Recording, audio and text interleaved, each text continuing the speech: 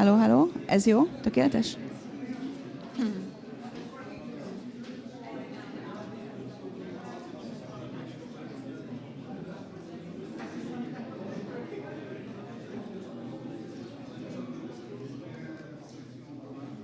Okay, ladies and gentlemen, can you hear me?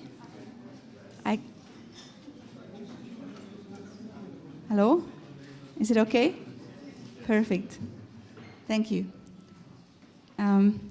If you invite the Deputy State Secretary for Innovation for an event, you have to be prepared that the journalists will grab him and ask and request interviews of him. So I would like to ask a little bit of patience from you with the start of our event. And while we are waiting, I will uncover the secret of these cubes you can see on the benches.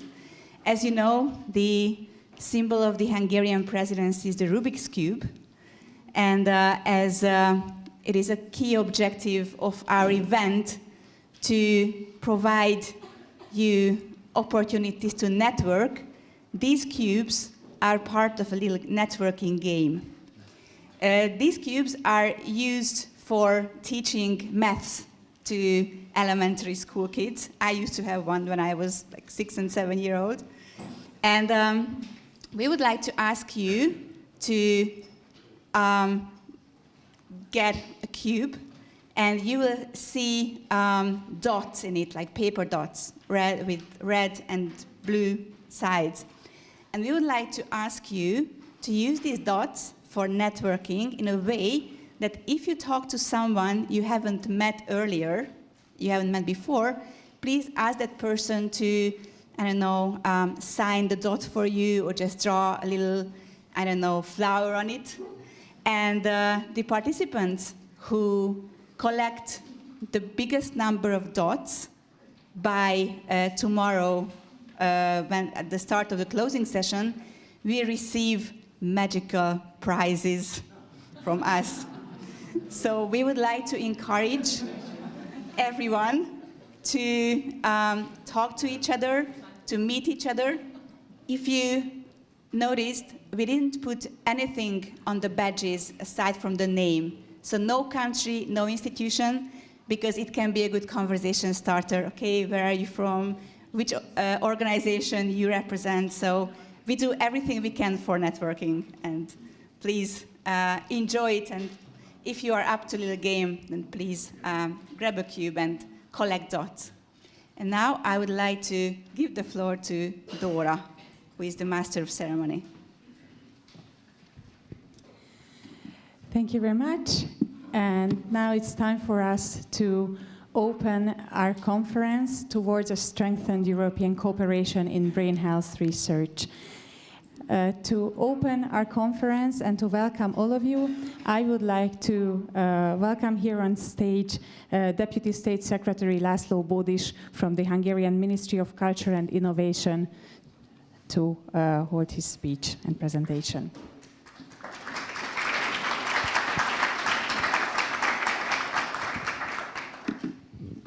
Thank you, and good afternoon for everyone. It's a pleasure to have you here in Hungary, in Budapest, at this wonderful conference, and thank you for the colleagues of the National Research Development and Innovation Office for organizing this event. In my short presentation today, I will give you a short overview of how we see the Hungarian innovation research landscape and what measures did we take or are we going to take in order to accelerate this ecosystem. 3 short topics. Where are we now? Basically how we see our current situation, our challenges, and what is our strategy. And I will highlight a new model for accelerating technology transfer in our universities and research institutions. As you all know, most of you are from Europe.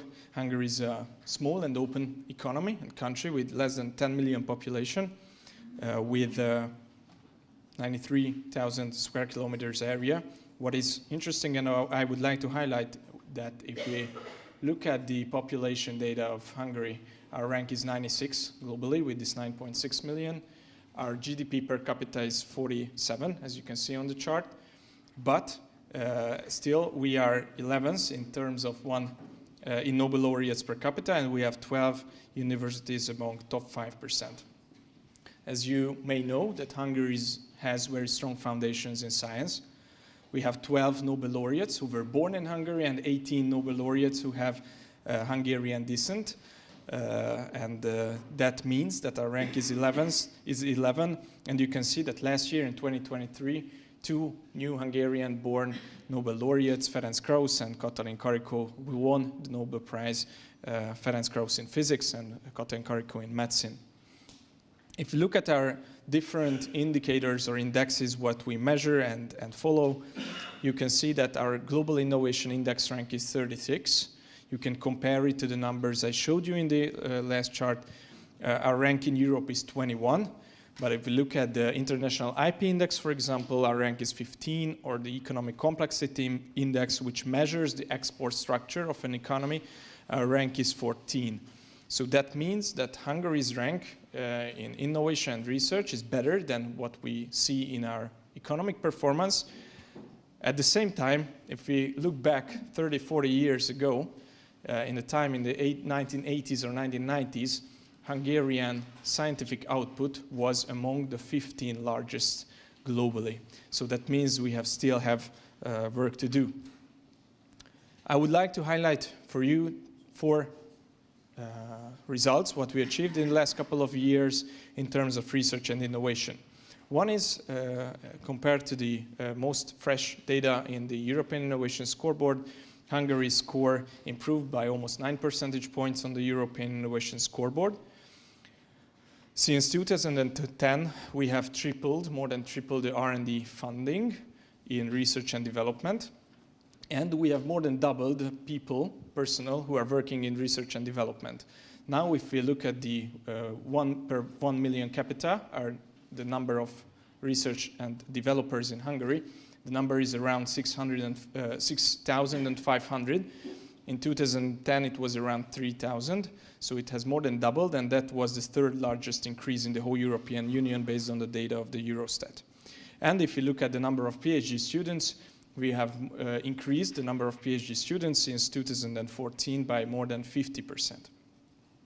If you look at in more detail in the European Innovation Scoreboard, different dimensions, you can see compared to the year 2017, what were those fields, those topics where the Hungarian performance increased the most. It is first and foremost the linkages. That means the links and cooperations between university and the corporate sector. Our research systems are getting more and more attractive, the digitalization of the SME sectors, etc., etc. But you can as well see that there were some topics where the Hungarian results decreased. I would like to highlight here 5 pillars of the Hungarian model, let's say. What were those initiatives, those measures behind these performance and these results, what I would like to highlight for you. First is we have a very good, I would say, tax system in order to invite foreign capital into the country. You can see that the lowest corporate tax rate with its 9% in the EU is in Hungary, and we provide tax benefits not just for R&D activities, but R&D investments and R&D employment as well. So for example, if you're a company and you hire a PhD student or someone with a PhD degree, you can deduct tax from your taxes. The second is we have a dedicated fund for research and innovation funding, which we call the National Research Development and Innovation Fund, which is based on a special tax rate, which has to be paid by middle-sized and large enterprises. And each year, as the economy grows, this tax revenue is growing as well, and we can spend more and more on research and innovation. Third, and it is strongly linked to the first point, is our successful and focused FDI policy. We brought into the country several European, American, and East Asian corporates, R&D facilities. I mentioned that the 3rd largest increase in the number of R&D personnel was in Hungary compared to 2010, and in this increase, these international companies and their R&D centers play the decisive role. Fourth is that we are strongly committed to connect our universities and research institutions to the industry. And fifth parameter is that we focusing our resources on different areas. I will get back to that in the next couple of slides. Second topic. These were the results and where we are right now, but what are our challenges and what is our strategy to tackle them? First, let's see the global context. Obviously, we are located and embedded in the European economy, in the heart of Europe, and you may have all heard about the so-called Draghi report, which was published in the last couple of months, which is focusing on the evaluation of the competitiveness of the European economies. And this Draghi report is very heavily focusing on the R&D and I situation in the whole European Union. I will highlight here 4 key figures, which you can find in the Draghi report as well. First, if we compare the labor productivity rate of the European economies to the US, in 1995 it was standing at 95%. Now, and since then, it has been decreasing until 80%. If we look at the 50 largest technology companies globally, only 4 of them are located in Europe. If you look at the global venture capital funds that are raised in the different regions, only 5% of venture capital is raised in the European Union, 52% in the US, and 40% in China. And if you look at not just on the innovation side, but also on the scientific side, you can see that since 2007, the ratio of European scientific output has decreased by 7 percentage points from 25% to 18% globally. So this is the global context where we should look at the Hungarian performance. Look at the local context. What are the Hungarian challenges within this European context? As you can see, although we have made significant progress in research and innovation, we still have several challenges to overcome. I will highlight here 4 of them. The first is that I mentioned already that we have increased the number of research personnel in Hungary, but still, if you look at the new doctoral degree holders in STEM fields, for example, in the population aged 25 to 34, we are still lagging behind compared to the European average.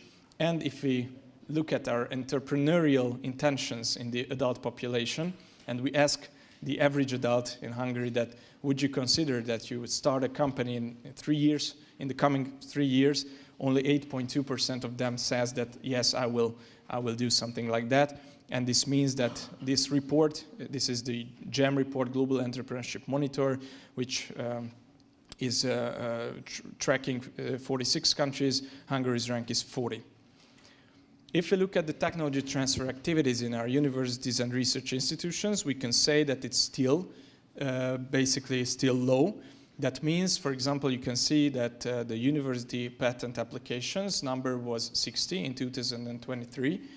Obviously, if I would have put here the number in 2018, it would have been around 10 or 15. So it's increasing significantly, but still, if you compare it, that we spend around 300 million euros each year on R&D in our university ecosystem, this number, this 60, is still not where we want to be. The third is the activity rate or innovation activity of our SME sector, small and medium-sized enterprises. You can see that in 2020, only every 3rd Hungarian SME said that they are doing some innovation in terms of product innovation or process innovation, and the European average is more than 50%. And fourth, but not last, but I would wanted to highlight these 4 for you now, is our underdeveloped startup and VC ecosystem. You can see the ecosystem value, startup ecosystem value in Hungary in the years 2021 until 2023. In billion US dollars, Hungary is at $2.4 billion US dollars, the startup ecosystem value, while the global average almost reaches 30 billion. And you can see the total VC funding in this period of time. It's also much lower than the global average. So based on these results and challenges, we defined our strategy, which we call the John von Neumann program. which was accepted by the government last year and the parliament as well, in which we shared a vision that we would like to see Hungary among the top 10 innovator countries by 2040, which is obviously an ambitious goal. What are the main key goals within? Obviously, I already mentioned the world-famous Hungarian scientists who won the Nobel Prize, but not just them. We have several very, very famous scientists and innovators as well. For example, we have this year, you have cubes on your table, but actually we have the Rubik's Cube that was invented by Rubik 50 years ago. Exactly 50 years ago, he's turned 80 this year. So we have Hungarian scientists and innovators that are very renowned. We are focusing on, and that is a second goal, that every input we do or every investment we make in the research and innovation ecosystem should focus on solving some of the Hungarian challenges and obviously some European challenges. That doesn't mean that we do not think that basic research is important. We do, but we would like to see mission-oriented research activities as well increasing in our universities and research institutions. And the third goal is that we would like to increase the competitiveness of our enterprise sector, the Hungarian-owned enterprise sector. And within that, we have three different sub-goals, I would say. We are focusing on the exportable medium-sized enterprises. We are focusing on the new high-growth technology companies which could come out or spin out from our universities and research institutions. And we are focusing on also the very small companies, their innovation activities as well. I mentioned that we, in this strategy, we defined our focus areas as most of the European countries do. We looked at the competencies and capabilities, what we have in terms of research and industry. You can see it on the y-axis. And we also looked at the growth potentials of different technological fields. And the third parameter was what are those issues, what are those topics that are important for the Hungarian community. And through this analysis, we came out with these 3+1 focus areas, which is digital transformation, healthy living, within that brain health and brain research as well, very important, the green transition, and the security and safety. So this is about our strategy, and I would just wanted to highlight one initiative within the strategy. How do we try to accelerate the technology transfer within our universities? And this is my last slide in this presentation. That is, we are working together with several universities now in order to create technology transfer companies. These are for-profit companies that are owned 100% by the university, and its main mission, its main goal is the coordination and management of the university's intellectual properties and technology transfer activities, and it also means a one-stop shop for enterprises that are trying to work together with the university.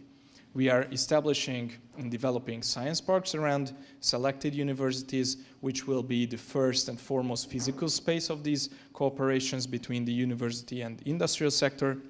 And for some universities, we are establishing new venture capital funds that will focus on different technological areas, for example, life sciences or deep technologies. So that is the ecosystem we are building around our universities, around Semmelweis University as well, where we are currently now, in order to accelerate the technological transformation of Hungary and through Hungary, Europe. I wish you all a very good and fruitful conversation and discussions for today and tomorrow as well. Thank you for your attention.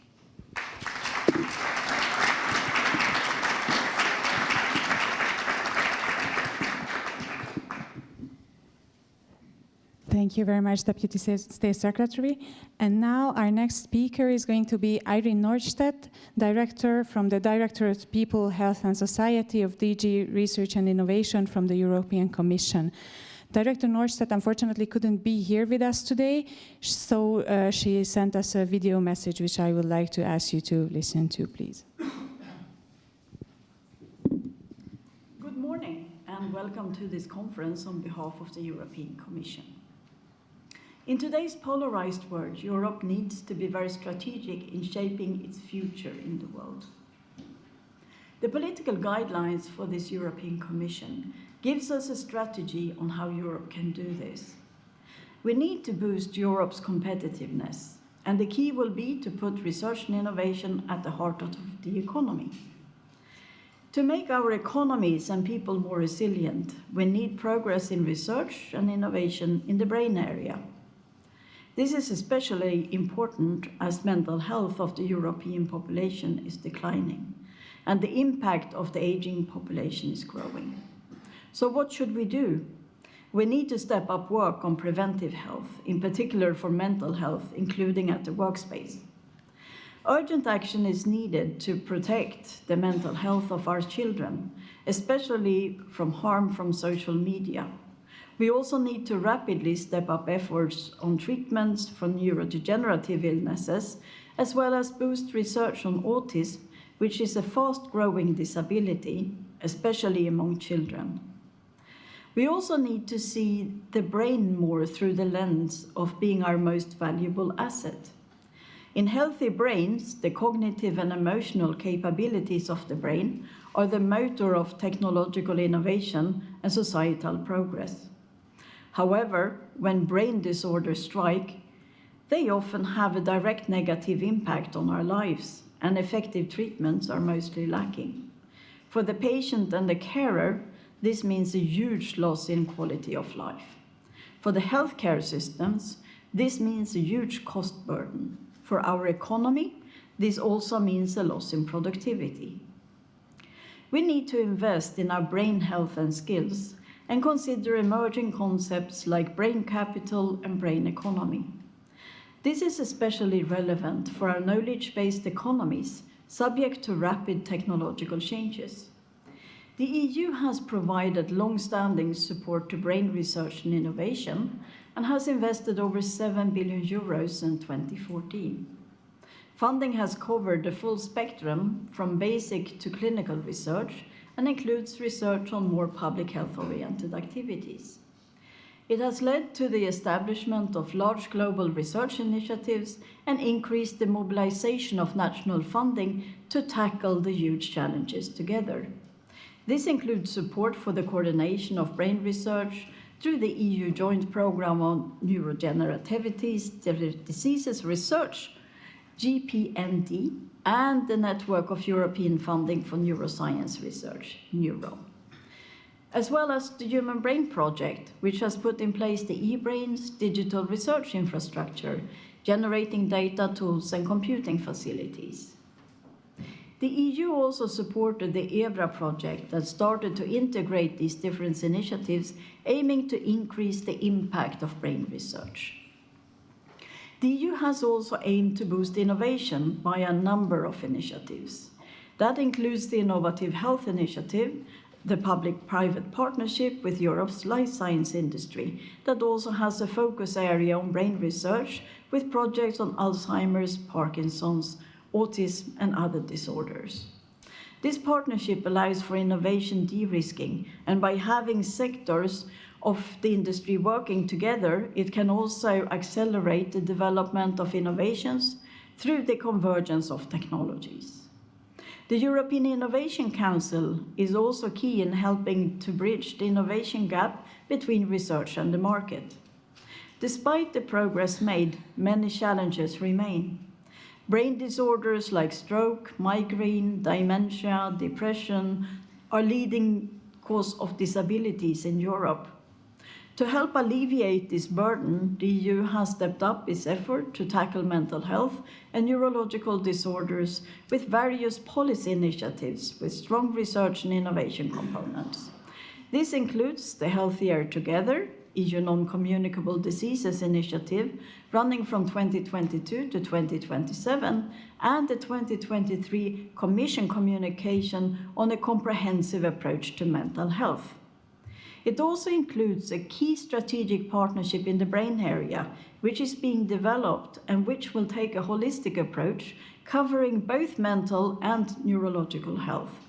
This European Partnership for Brain Health will bring the various initiatives together and is expected to start in 2026. The Commission aims for a partnership achieving long-lasting structural changes. The partnership should enhance the broader ecosystem and facilitate the way research and innovation are carried out, facilitating the transformation of discoveries into valuable innovative products. Our vision includes a well-structured network of knowledge and service hubs and a push towards clinical research by setting up a clinical research hub facilitating translational research. Because we want Europe to be an active place for conducting clinical research. And we want to leverage the potential of the European health data space, the data sharing framework also aimed at data reuse for research and innovation. The partnership also needs to deliver on the priorities of preventive health, particularly mental health, treatments for degenerative illnesses, and on autism research. I'm sure that during this conference, you will reflect on all these elements, and as there is a lot of work ahead, collaboration is the key. We need to make European brain research and innovation as strong as it could be. Thank you, and I wish you all a very fruitful conference.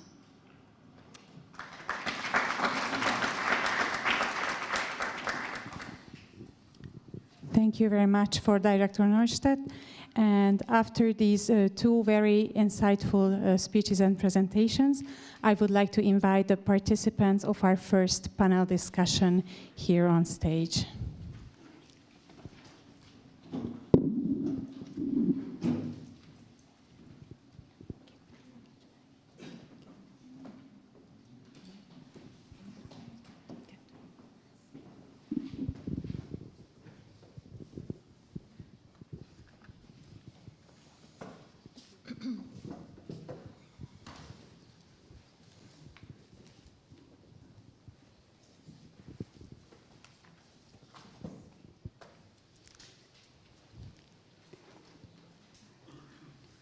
So, ladies and gentlemen, after these two very insightful speeches that set the context, the broader context of our conference, we are going to progress with setting the scene of the discussions of these 2 days.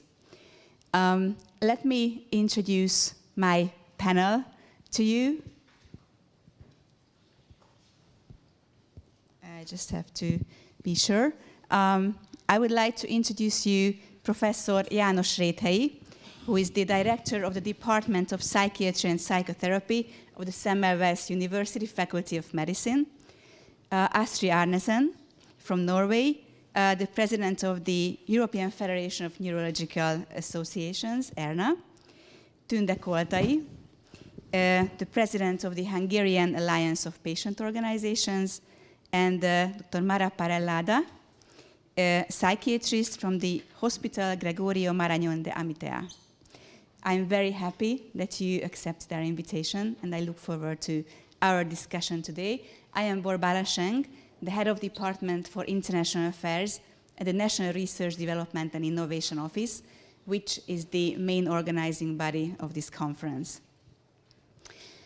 When we were started thinking about the program of this conference, we had one major driver in our mind, which was multi-stakeholder approach.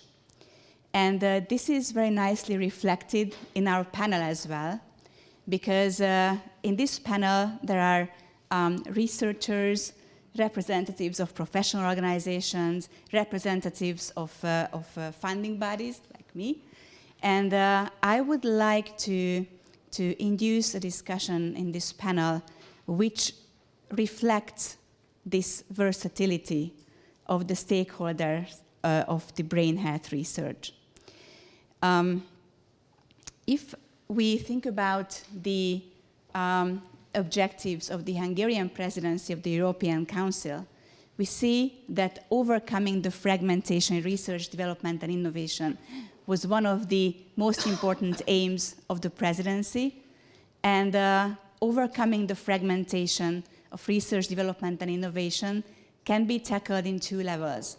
One level is if we think about the geographical fragmentation, the innovation gap between advanced innovators and moderate innovators, and also the fragmentation in the quadruple helix innovation ecosystem, which is basically about how to bring together academia,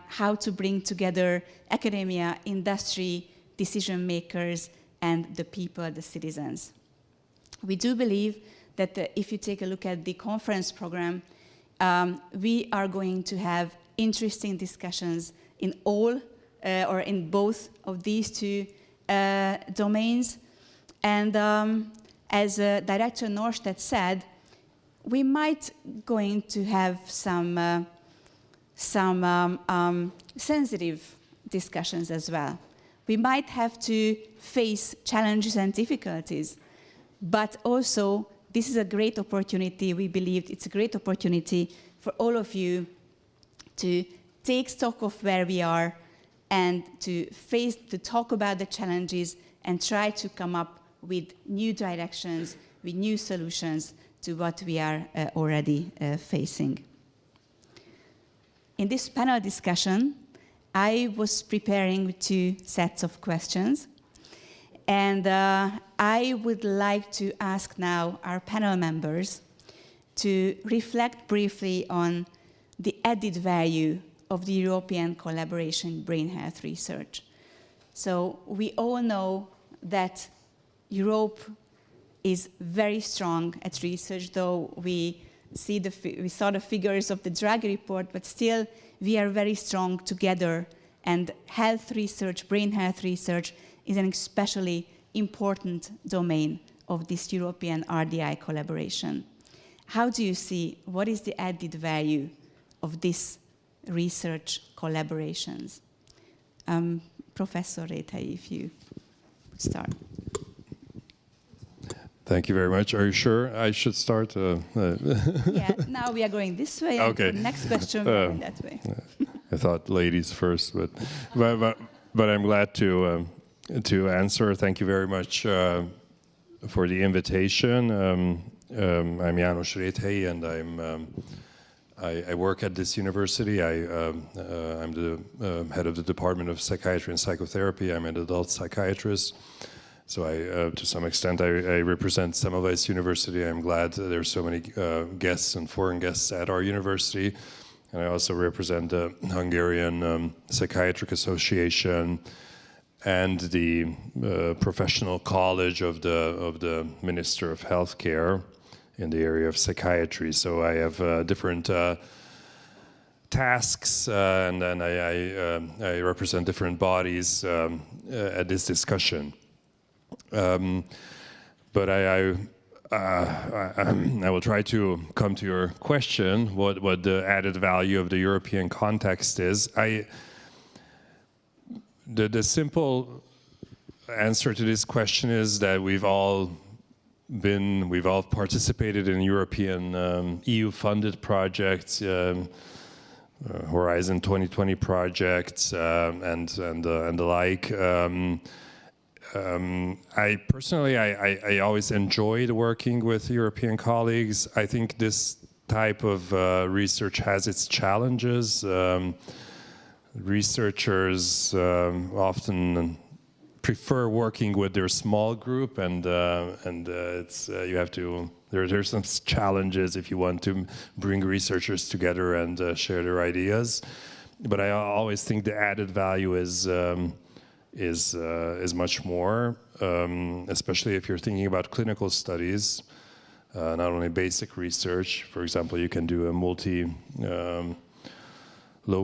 study, a different multi-center study in different European centers. I personally always enjoyed that, and I see a great perspective in that. And also the integrative and holistic nature of EU projects that I've been to is that we always try to, for example, about schizophrenia or ADHD or any psychiatric or neurological disorder, that we start from the basic level, from animal models, from cellular models, and then we also have clinical studies, so-called investigator-initiated study with patients. And I see this is the biggest strength of this of the European perspective, that you can bring together researchers and clinicians from different countries and also representing different levels of research. And if you do it in a clever way, something interesting can come out of that. Thank you very much. Dr. Parellada, what is your take on this question? Yeah, thank you very much. I shouldn't be here because the invited person was Mara Dirsen. It was also called Mara, that's easy. But she's the president of the Spanish Brain Health Council. She couldn't make it, so I came here as a member of the council, but also as a child psychiatrist, clinician, researcher, the vice president of the Spanish Association of Child and Adolescent Psychiatry, and the president of the committee that assesses the Ministry of Health in child and adolescent issues. So it's a great opportunity to be here. So just a few tips so we can elaborate on that. So I think one of the greatest opportunity is that we are in a very special part of the world. So if you compare our situation with other parts of the planet where they have a lot of research, we are probably the strongest in the largest scientific tradition. We have the largest ethical tradition compared to other parts of the planet. And, but we are atomized in different regions with different speeds and different expertise. And each of these regions in isolation is too small to do the research that we need to do nowadays. There are many questions in brain research now for which you need large numbers of participants, of experts, and of expertise. And one of us alone, as a country, cannot reach those targets. So we do bad science if we do it by ourselves. There are many challenges to integrate all together because we have very, very different expertise. But I think this is a great opportunity because of that. So we have to take advantage of the different expertise. We know that translational and multidisciplinary research is what we need now. So we need the expertise not only on brain sciences, but also in immunology sciences, endocrinology sciences, how they affect the brain, but also in environmental sciences. So there is a lot in our social ecosystem as the risks with digital, social media, and all that is affecting the health and the development of the young people. So we need many, many different experts from different disciplines, and it's impossible that we individually really can combine all those expertise. Thank you very much. President Koltai. Thank you for the invitation, and I try to represent not only the Hungarian but also the European patients. And I think that the first added value from my side, that we started to speak about the mental and brain health as a very important topic of the healthcare all over on the world and also in Europe. And I think that this could be a very small step to have a unified, high-level, quality-based healthcare system in Europe. Now, at the moment, healthcare is a national responsibility.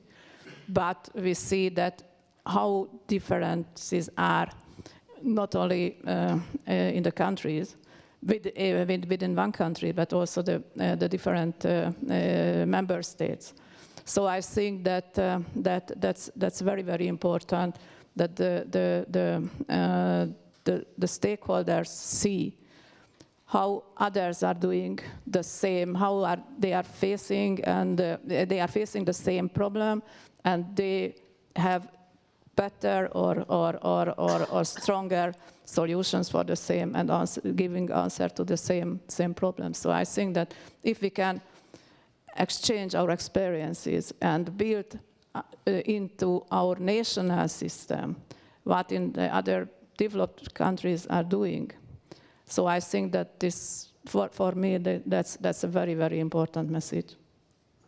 Thank you very much. President Arneson? Yes, what is there to gain from European collaboration in the brain health space? Absolutely. That's the question.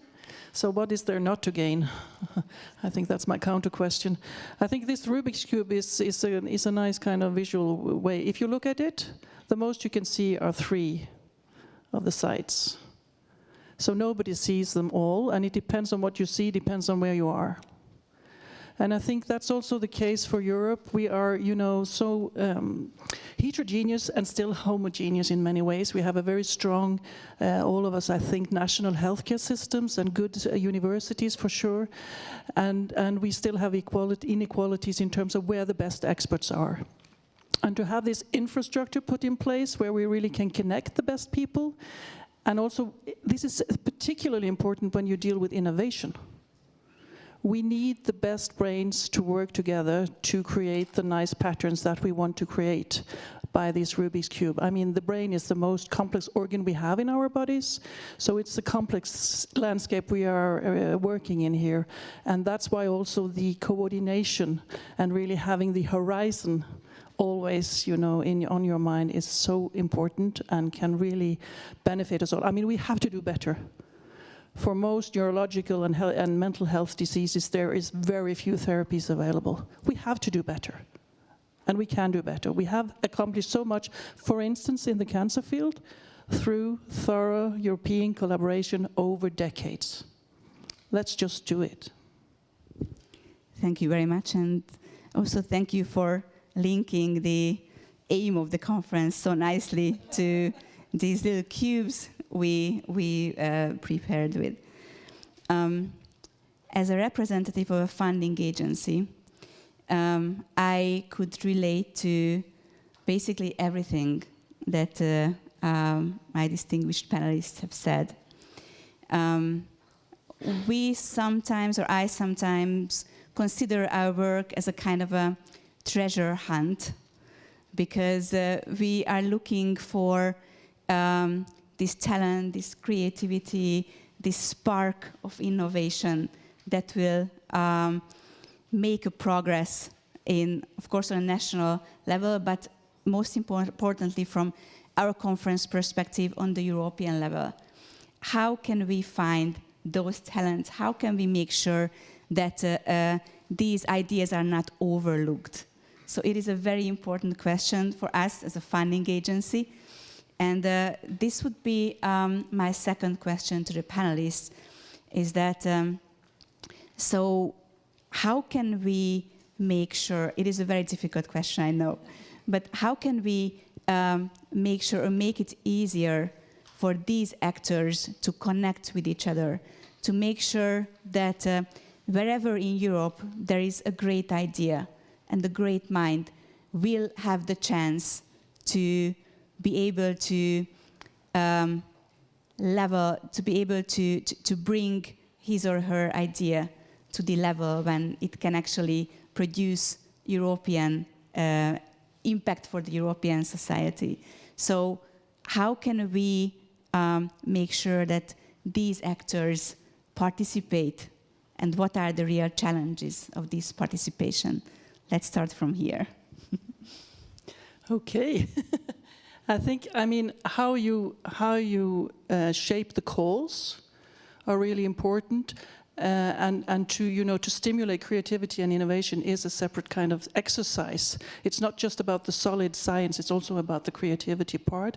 And I think you need to shape the calls, and you need to be able to do some risk taking, as the payers also to allow for that to happen.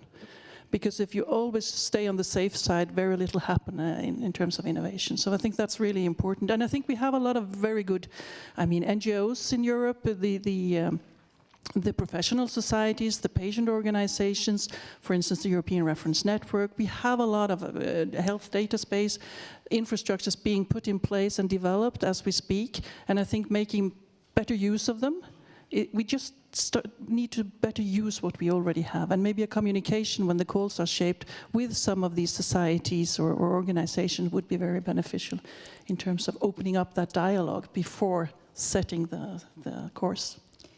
If I may reflect to that, and I know that there are many colleagues who are representing funding agencies or funding schemes from all over Europe.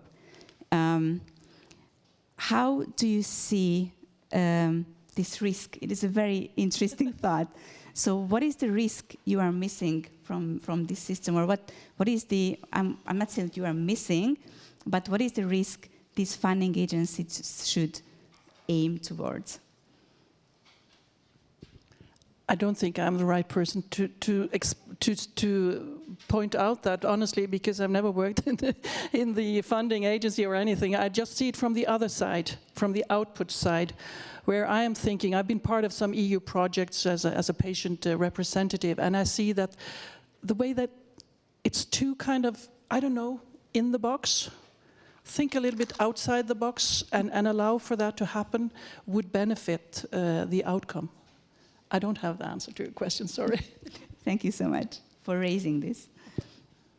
President Kortai. And I also can't answer your question, but I think that the biggest challenge to the European community as a whole, including the countries and people and the citizens, when there is a project and the result of the project is not useful for the people who was the target group of the project. That's absolutely waste of money and time and energy and human resources and so on. So that's something that who is making the call for the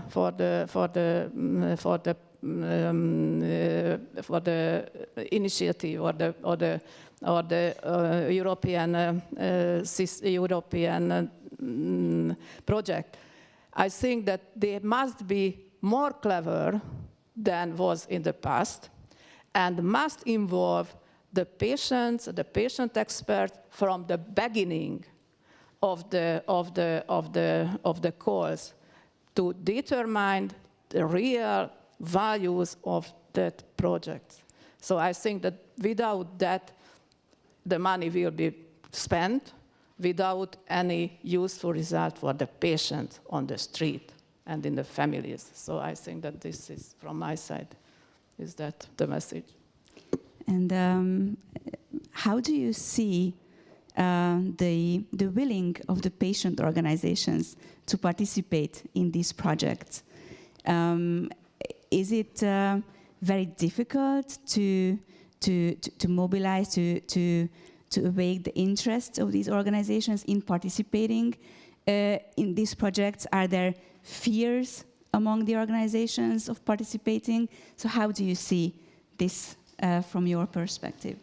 I think that the biggest problem of the patient organizations all over in Europe is the financing of their, not the project, their daily life. It means the operational costs couldn't be covered by projects. So if in our country and in other countries, the biggest problem that facing the patient organizations, that their future is uncertain. They can't calculate, okay, I have a certain budget for this year, but I don't know. I can't be sure that the next year I will have the minimum budget for my minimum operation, or what are my sources for applying money for that.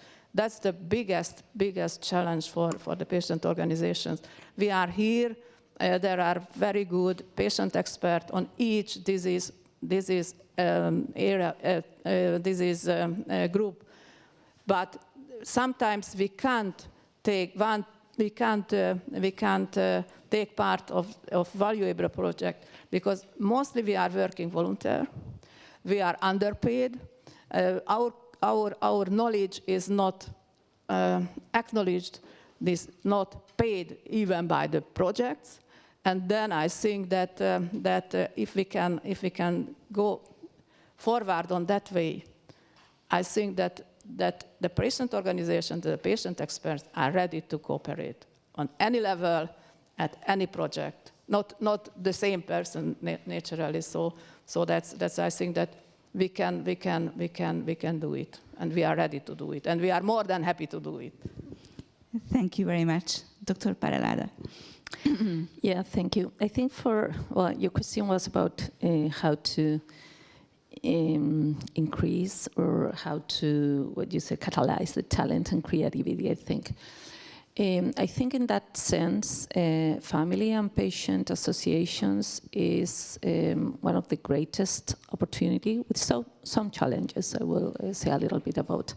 But we have to think that scientists, we are more limited in the sense that we know how to take care of patients and how to do scientific research, and that's it.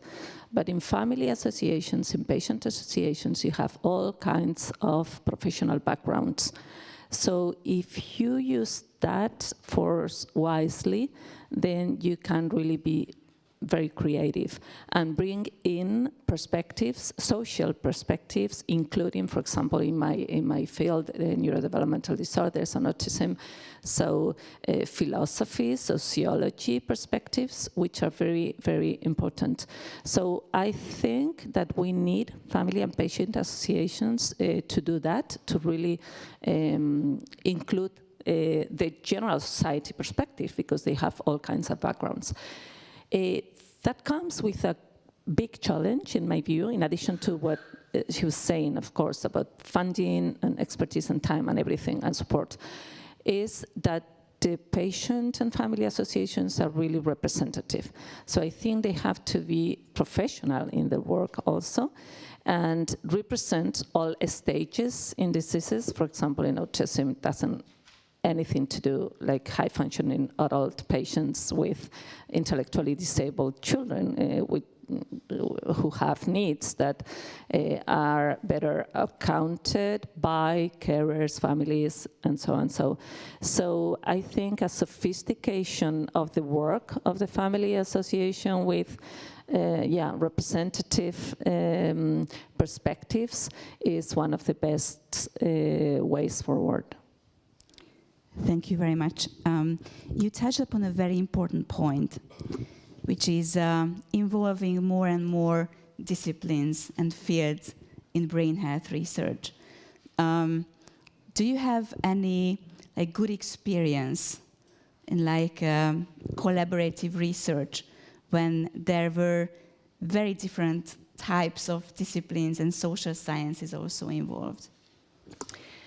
I think that's a pending issue, but for instance, I have seen that there are philosophy congresses on autism and how to define what is a disorder, what is neurodivergency, and I think we need to sit together and really set up common terms and also needs. I have some good experiences with high-functioning autistic patients giving input in our projects, for example, and parents of kids with autism, but also bad experiences. In that closed groups with certain needs, for example, high-functioning people, giving a perspective for low-functioning and having totally different targets for the same disorder. So, but that's only to learn how to do it better and how to really come together the different perspectives within a disorder. And with social growing healthy brains for children and adolescents, you need experts, and we have good experience with that in social media, for example, how to communicate to children and adolescents to nurture healthier brains, for instance. We don't know how to do that. You need the experts in the social media and digital technologies for that. Thank you.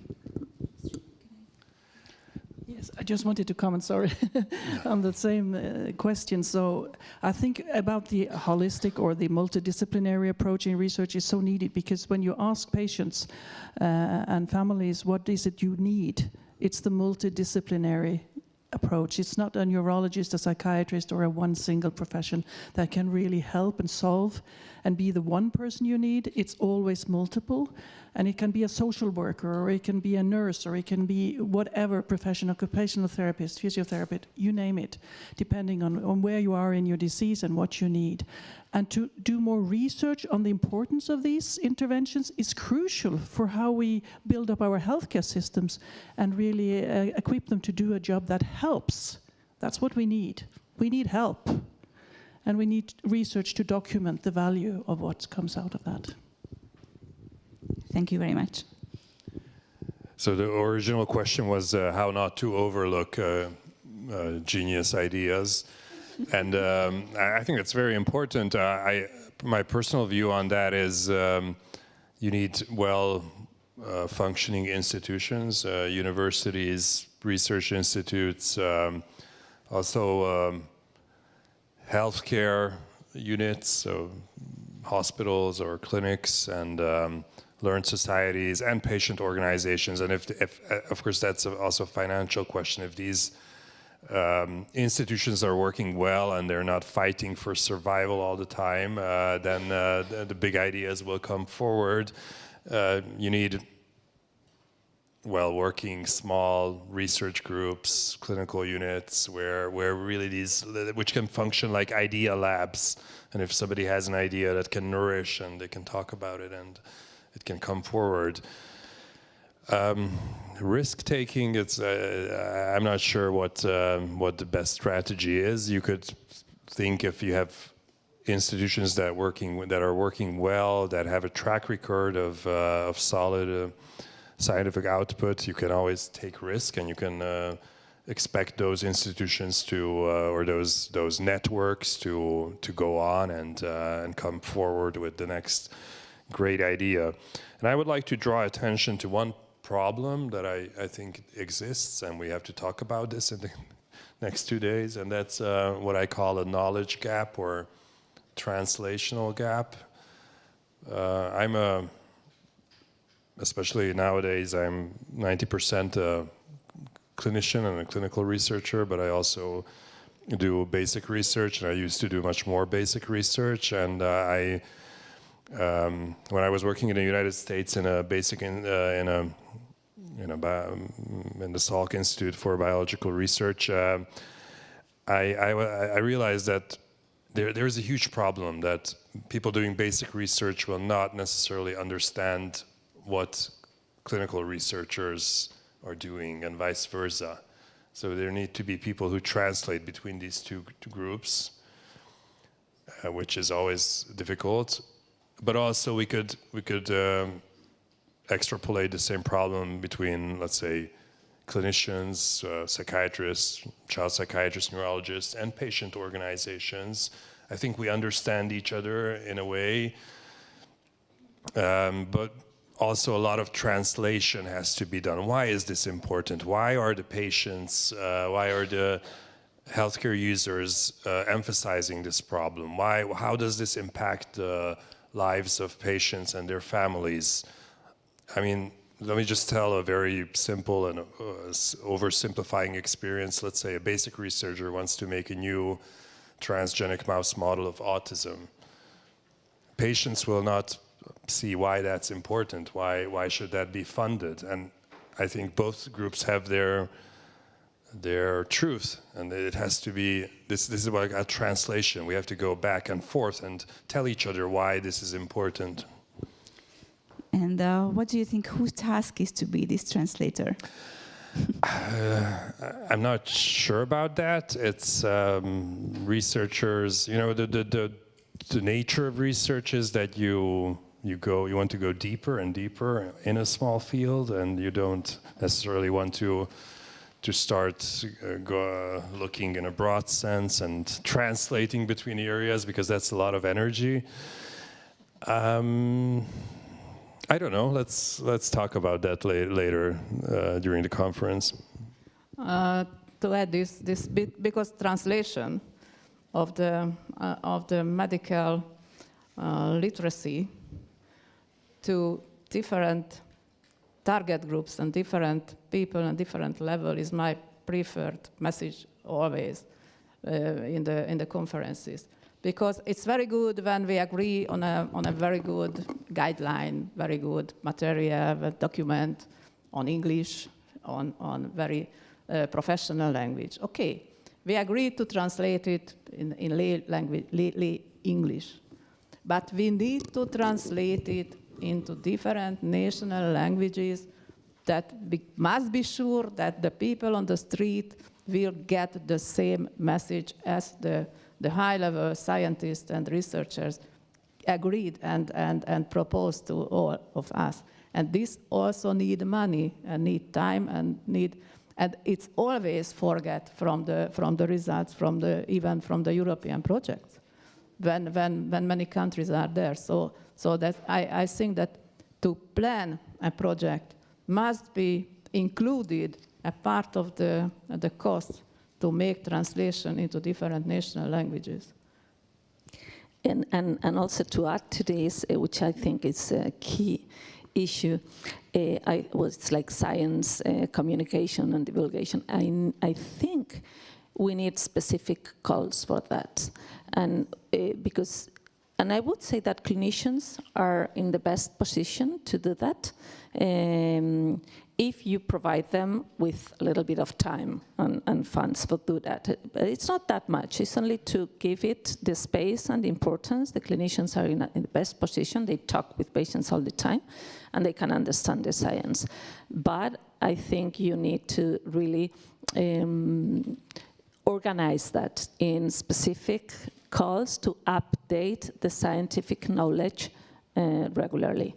When we have done that for patients in the form of newsletters, where we give them every 5 years a summary of what we have done with their time, involvement, and so in research, they are so grateful and they participate much more, and everybody is happier.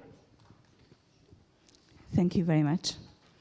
I think we have time to take one question from the audience. I was very happy to see a lot of nodding while we were discussing. So I'm just looking at the audience. Whether there is any question.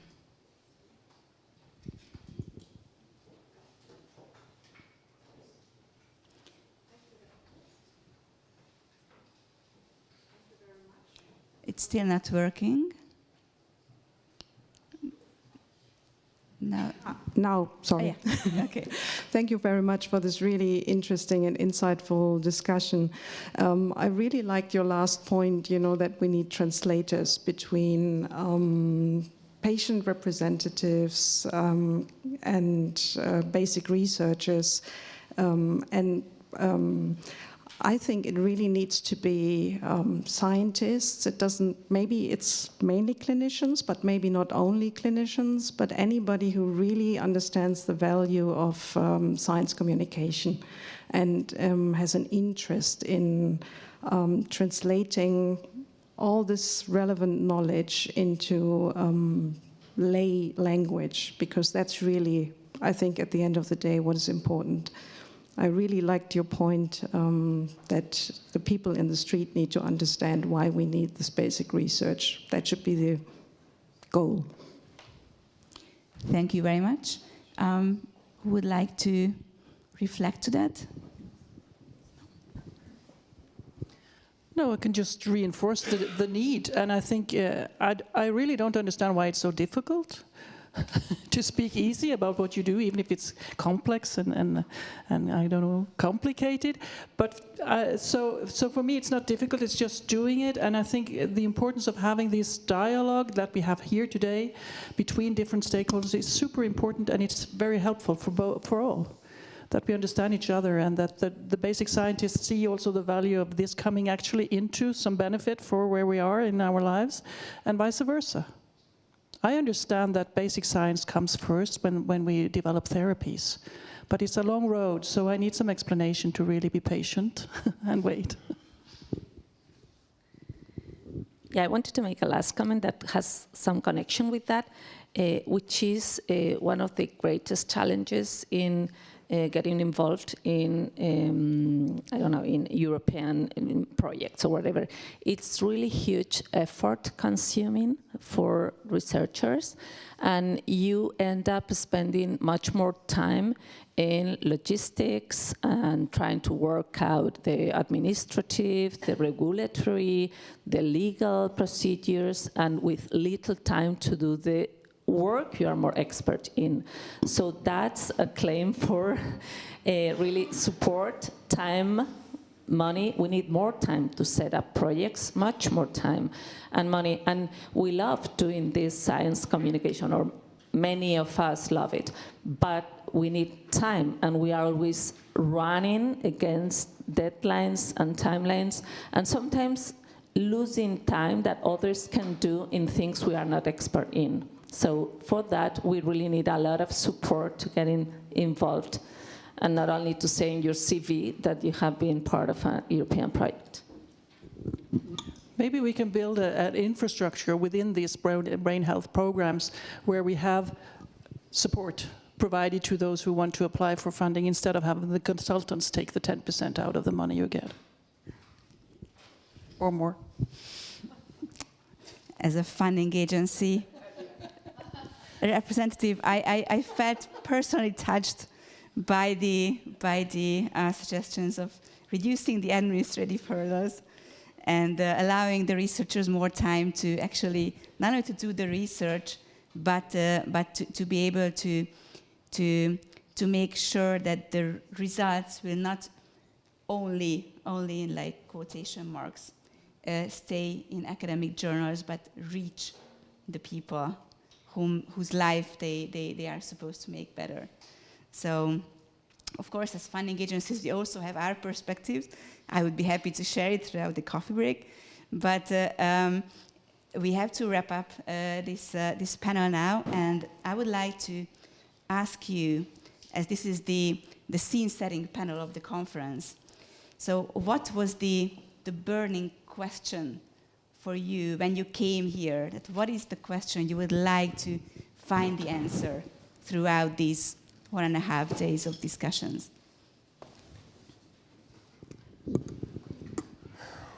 Difficult, burning question. I'm so happy to see colleagues who I've met earlier, and I'm sure we will discuss some burning questions about research, and there's also an opportunity to meet new colleagues. The burning question is really how you could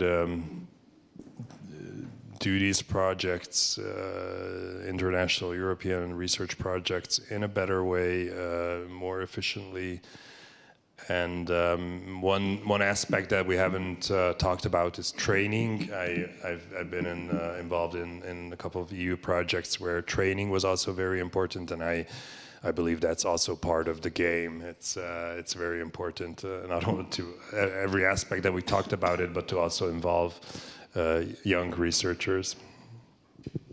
Thank you.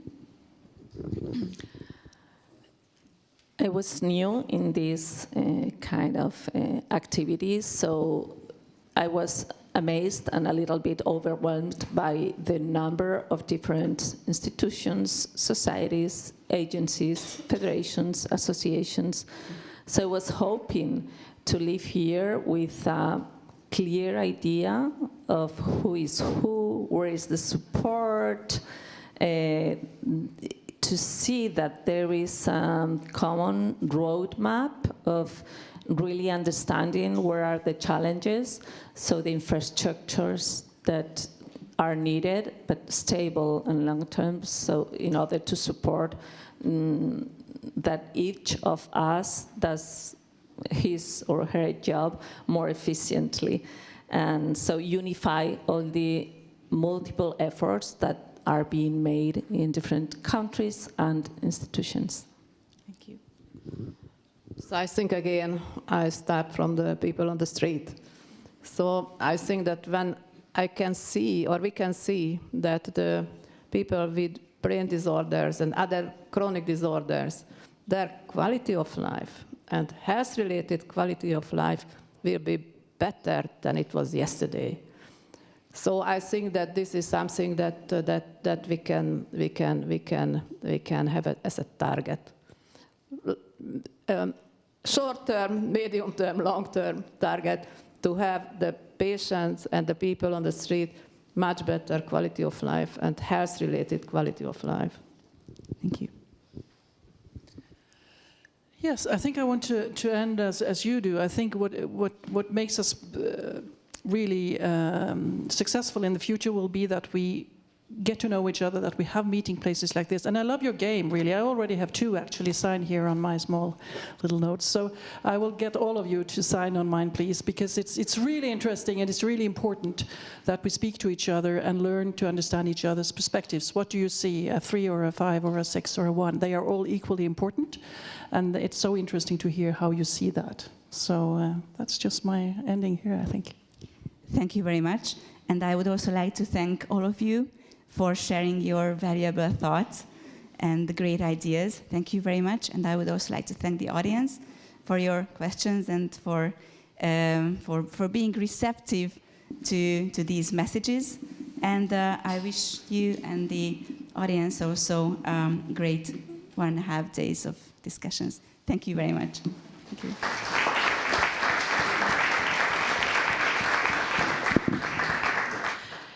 Thank you very much. I believe we've raised quite many interesting questions for all of us, all of you, to discuss during this conference. And we really hope that these sessions we planned will provide you the answer to, well, if not all, but to most of the questions that were raised. Thank you very much. So I would like to now invite the participants of our next panel discussion here on stage, and I will give the floor to the moderator of the panel, Dr. Frederick Destrebeck. Thank you very much, Dora. I hope you can hear me all right. I'd like to invite David and Francesca for the panel. My name is Frederick Destrebeck. I'm the Executive Director of the European Brain Council. It will be my pleasure to moderate this panel, talking about cooperation, but at a global level, and particularly on how we should foster that global dialogue. So I'm really pleased to have with me Professor Francesca Cirulli. Francesca, you are Research Director at the Center for Behavioral Science and Mental Health at the Istituto Superiore di Sanità in Rome. You're also a board member of FENS, the Federation of European Neuroscience Societies, since 2022. You're the chief editor of Neuroscience, a journal of the International Brain Research Organization, and also the chair of the ALBA network promoting diversity in brain science. And David, you're director of research at the Faculty of Medicine at the University of Cambridge, honorary consultant in neurocritical care, still at Cambridge, and also the joint coordinator of the International Traumatic Brain Injury Research and the Center TBI, and you'll explain to us what it is about a little bit later. We also were meant to have Dr. Balázs Rózsa with us, but unfortunately, Dr. Balázs Rózsa is off sick and presented an apology. So if you bear with us, we'll have the conversation with our 2 panelists right now. And as it was suggested, we'd like this to be really participative and interactive. So please think of questions you'd like to ask to our panelists, because the floor will be given to you for Q&A at the end of the session. So Francesca, I'd like to start with you and actually get started on what we heard from the Deputy State Secretary, Laszlo Bodic, and Irene Norstedt from the Commission on the need to restore the position of Europe and European countries on the map of the world, I should say. So why global dialogue, global collaboration is important, and what is the need in the brain space in that respect? Thank you. Thank you, Fred. It's a very big question, the one you're asking me. We've got an hour, so take it easy. I guess I am, you introduced me as in all of my roles, and I think that I will bring a little bit of all the roles that I am right now having.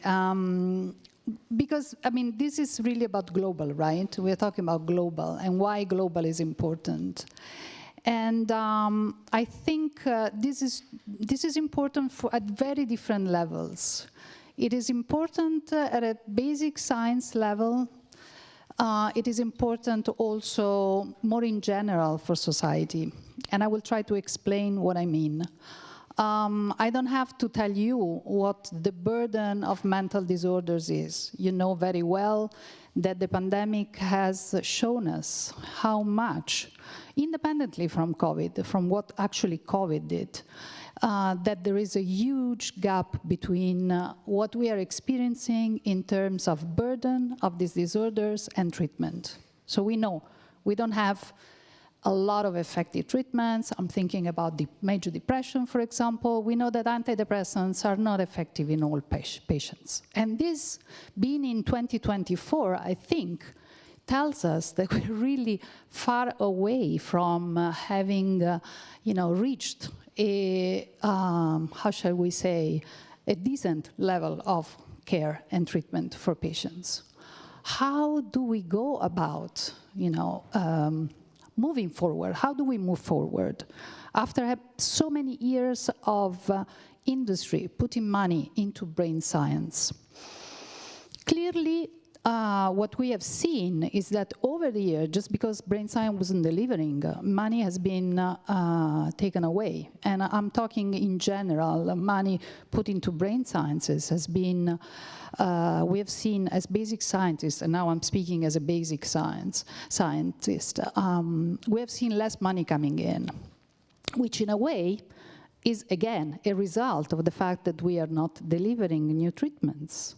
So really, there is a little bit of a shunt between money that's put into research and what research is actually doing.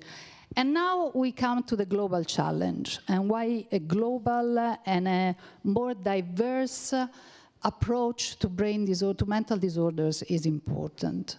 Well, first of all, diversity, when I talk about diversity, and I'm talking about diversity also as chair of the ALBA network, which is a global initiative which is embedded into the Federation of European Neuroscience Societies to, in fact, promote diversity, but not just diversity in terms of course, helping those scientists that are in more difficult situations, but diversity in a much more general term, thinking about diverse ethnic groups, diverse genetic diversity. So we have a lot of diversities that we have to bring into science. And so far, science has been restricted into certain geographical regions. I'm thinking about Europe, I'm thinking about North America. But right now, we have a lot of initiatives that are trying to expand the concept of diversity into research. This is true, for example, and here I'm speaking as chief editor of Neuroscience, which is the IBRO journal, which is a global initiative, a global scientific society that has understood how to act globally and in a geographically spread way. For example, if we look at data that come from other countries, and I'm thinking about, for example, the initiative the Mohamed Bukar Maina has put forward in Africa, in Nigeria. He has built a very important enterprise. What he's trying to do is to leverage the genetic diversity which characterizes the African region, the whole African continent, compared to our genetic, very, very modest genetic diversity. So now you see, and he's trying to do this to understand how tauopathies come about, Now, why is this important? It's important because it's doing two things at the same time. First of all, it is impacting the way the African region can actually develop its own neuroscience research. But at the same time, it's exploiting a peculiarity in terms of scientific genetic diversity, which is really important from a scientific point of view. So this is just to give you an idea of why we really think global. And also, and you may add to this, in terms of what the global partnership will be, the European partnership is going to be the one that is going to start its work next year. I think it's really important that these global aspects of research are taken on. Mm-hmm. I will stop here. Okay, but we'll come to that in a moment. But I'll probably invite David to come in, because Francesca was putting this general framework on the heterogeneity of brain disorders, maybe from the TBI perspective. David, you have your particular view or particular contribution in terms of the unmet need in that respect. Yeah, so everyone on the panel so far has started out by introducing themselves as representing organizations. I see myself slightly differently. I'm here as a clinician representing patients with neurological disease and using traumatic brain injury as an exemplar of that. And the problem with neurological disease, I don't know if you've heard the squirrel-rat analogy. They say a rat is always despised, but a squirrel is just a rat with better public relations. And what has happened until about a decade ago, neurological disease as a whole has been a rat, but it's gradually becoming a squirrel. We realize that someone said brain capital is really important and we need to invest in it. But we started off some time ago from a situation where traumatic brain injury and injury-related brain disease was still very much a rat. People were not funding it. People had attempted to fund it and make it a squirrel, but as Francesca was saying, they'd invested billions and pharma had moved away from it. So we were in a situation where it was a very important disease. Its incidence and prevalence were at least as much as other more visible diseases like Alzheimer's disease, multiple sclerosis. And it was a particular problem in low and middle income countries. And when we talk about global impact, that's really a thing we have to take into account. As the Bible says, am I my brother's keeper? And we are our brother's keepers. And we have to make sure that science that we deliver empowers not just our own populations, but the global population. Even within Europe, there are 1.5 million admissions from traumatic brain injury, getting on for 100,000 deaths every year. Just to put it in perspective, if you take injury-related deaths, most of which are due to traumatic brain injury, every 7 seconds someone's dying of traumatic brain injury. Every day, the equivalent of an Airbus 328, which is what I came over from in the UK this morning, is dying from injury-related deaths. Every week, half the population of Hungary is dying from injury-related deaths. These are big numbers, and unless you reduce it down to these relatable numbers, it's difficult to know. It's not just deaths. 50% of people who are well enough to come to the an emergency department and are sent home with traumatic brain injury don't return to normal at 6 months. They still have either physical or more often psychological disability. And it costs a lot. The estimate is that 1 in every 200 euros that the world makes from the GDP is spent on the cost or consequences of traumatic brain injury. So we need to bring all of this fur onto the rat that is traumatic brain injury and make it a squirrel.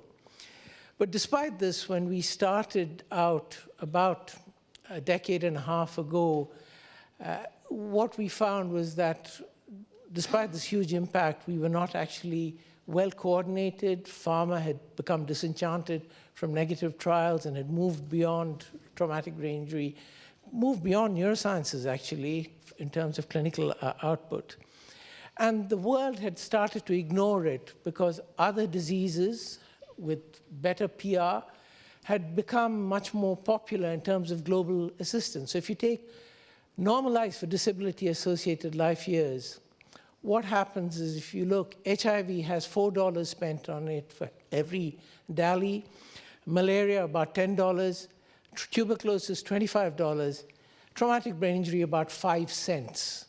So we needed to get this going, and actually a very remarkable collaboration between the European Union, the National Institutes of Health in the US, and the Canadian Institutes for Health Research. And this was a collaboration of funders came together to create the International Traumatic Brain Injury Research Initiative. David, can I interrupt you here just a second to ask what was the trigger for that collaboration? How did it come about that there was this level of awareness? Because the figures that you just provided is really something. I mean, we keep hearing.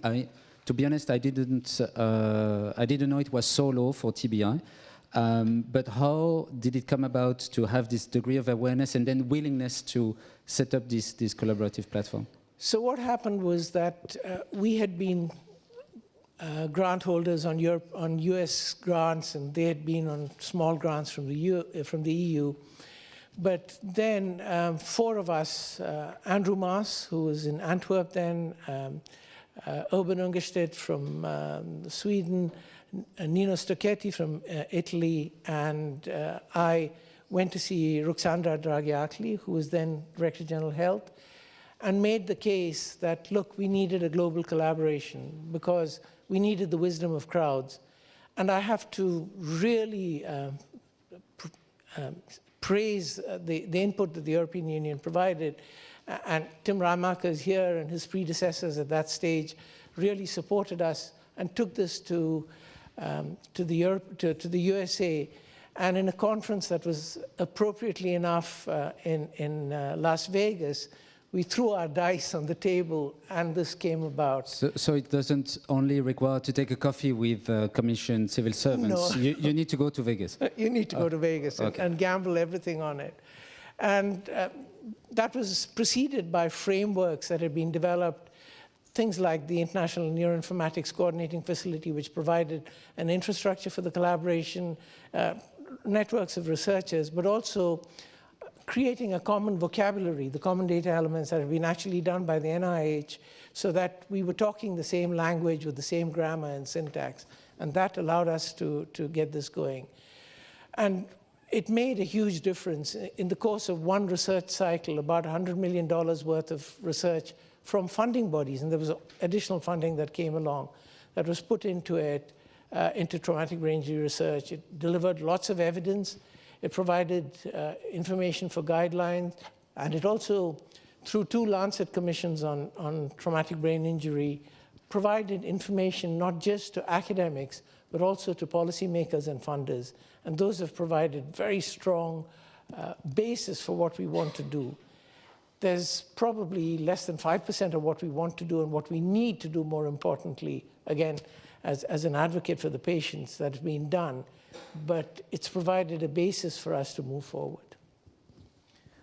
Francesca, hearing from the success and let's say the case being made about TBI, obviously it's a condition that, as David is saying, not only a great burden in terms of mortality, but also probably even more importantly is the ramification across the follow-up to deal with the disability induced by the TBI itself. How would you relate to other conditions, and particularly in your space in behavioral and mental health? Oh, Dave, can you pass the mic to Francesca? Thanks. Okay, thank you. I was just thinking about that. So I was just trying to make a bridge between what you were saying and, again, going back to the challenges of understanding complex diseases like mental disorders. Now, I always make this comparison. No? Let's think about a very successful scientific field like cancer. I was about to say let's not mention cancer for once. But okay, but I mean it's a perfect but it's the perfect example here. Why? Because you know, ultimately, I mean, clearly it's one of the of the scientific endeavors that has reached great successes. And why? Why has it done? I mean, we have to learn, no, from other examples. It has done so because they looked out of the box. So they realized that they didn't have to think about the actual disease because it was so difficult to really tackle, but they had to think about other ways to go around it, which is, for example, the immune system. And I think that this is a perfect example also for mental disorders. And in fact, we know that there is a lot of research that is bridging, basic immunology with brain research, and which is giving a lot of very interesting results. Now, why am I saying this? Because this is telling us two important things. The first one is that, again, we have to endeavor in a global research practice. We have to look above and beyond what we are doing, and this is only possible thanks to large partnerships. We have to bring in different people that think also differently. And I'm thinking about, again, not only at Europe, but I'm thinking also at going to other countries where maybe different, where things have been developed differently, and where there are different approaches to the same question. And so I think that in this sense, the global partnership is a very good idea. It's a very good enterprise. The only but I have a doubt, and this is something that I am also... I was about to ask you, what would you see in terms of opportunity, but also in terms of challenge that would need to be So the opportunity is clear. Yeah. The opportunity is clear. Okay. But the challenge is, at least, and this again is the basic scientist is speaking here. So when you have well-defined boundaries, I'm talking about, for example, funding schemes, it is much easier to go about them. Now, when you have much larger boundaries, it's more difficult to understand how to tackle them. And so I'm thinking that when we go global, then the single basic scientist might have more difficulty in understanding how to go about and write a grant. Just so you mean it's in terms of a lack of focus? Yes, exactly. Okay. Mm-hmm. So, for example, we knew. I'm sure that many of you know what I'm saying. Now, if you know the Ethernet scheme, you know the JPND scheme. Those schemes we know very well, and we know how to handle them. Now, once you have a much broader type of funding scheme, then it may become more difficult, especially for the small labs, for the small PIs, to actually engage in those. So this, I think, it's a challenge that has to be discussed as to how then, this will be put in place. Mm-hmm. David, can I invite you to maybe comment on that, on that notion of the focus? I mean, obviously, you had a very strong prioritization being done. I mean, the trip to Vegas apparently was instrumental there. But how would you see that learning from the experience of Intibia could definitely inform building something larger in its scope? And would you see it as an opportunity? And what would be your recommendations for success? Yeah, so I think I wouldn't replicate, well, you may have to replicate what we did in the first phase of Intibia. A couple of things have happened then. The funding bodies have now withdrawn. They no longer run Intibia, but it's an organization of investigators, which is very good, and we've driven it. But what happens is when the funding bodies withdraw, just like the panelists who spoke about patient representative organizations, the continuity of funding you need for these networks is often very difficult to get. So I would urge people who are funding research to consider, very importantly, funding patient bodies because they inform what we need to do, but also fund networks importantly because you can't write a grant for that easily. The second thing is to create links. So we've talked about basic science as probably a freestanding thing, but it doesn't have to be. So one thing we are very interested in is the changing demographics of traumatic brain injury. And we now know that in the European Union and most first world high-income countries, traumatic brain injury has become a disease of older people, and I fall into that category now, so I have a personal stake in this, older people, but we don't understand the biology of it. The basic science in models of traumatic brain injury are usually focused on mechanisms that are most relevant to younger traumatic brain injury. So finding that link and asking for grants that take the basic science and couple it to the clinical research questions, I think would be a very valuable thing to do. Taking the clinical research questions and making sure that there was an element of implementation, so that how would you implement these clinical advances is very important to do. Taking the translation from high-income countries and saying, how could you use this in resource-poor situations? Because as someone commented in the last panel, there are parts within the heterogeneous European Union where resources are limited, and the lessons we learn can be translated to and can be learned from low and middle income countries by running the research there. So there are many translational steps that are of very important relevance, and we need to think about moving from just global collaboration, which I think is the basis for this, but moving on to try and find collaboration between different parts of this jigsaw. Well, obviously, from what you're saying in terms of implementing the knowledge and particularly serving under-resourced areas or low and middle-income countries, this is very much resonating with the current action plans of WHO on mental health, on dementia, on epilepsy and neurological disorders. That's something where we see and we hope is opening a kind of momentum also at EU level for development of national strategies. There are discussions in order to start a coordination plan or coordination strategy being pushed by EBC and member societies. We are very hopeful to see it implemented. Other developments are also on the way. But I'd like to rebound on one thing that you mentioned, is this notion of the brain capital, which is a kind of new, I would say, storytelling. To look at the brain as more than an organ and more than an organ that would dysfunction. So also reconnecting to the points being made by the Commission and the representative of the Hungarian government, how the brain does contribute to our economy, or strategic autonomy in a global world. Is that something that resonates in your current work? Is that something that you believe we can embrace? Is that something that can help advance the cause?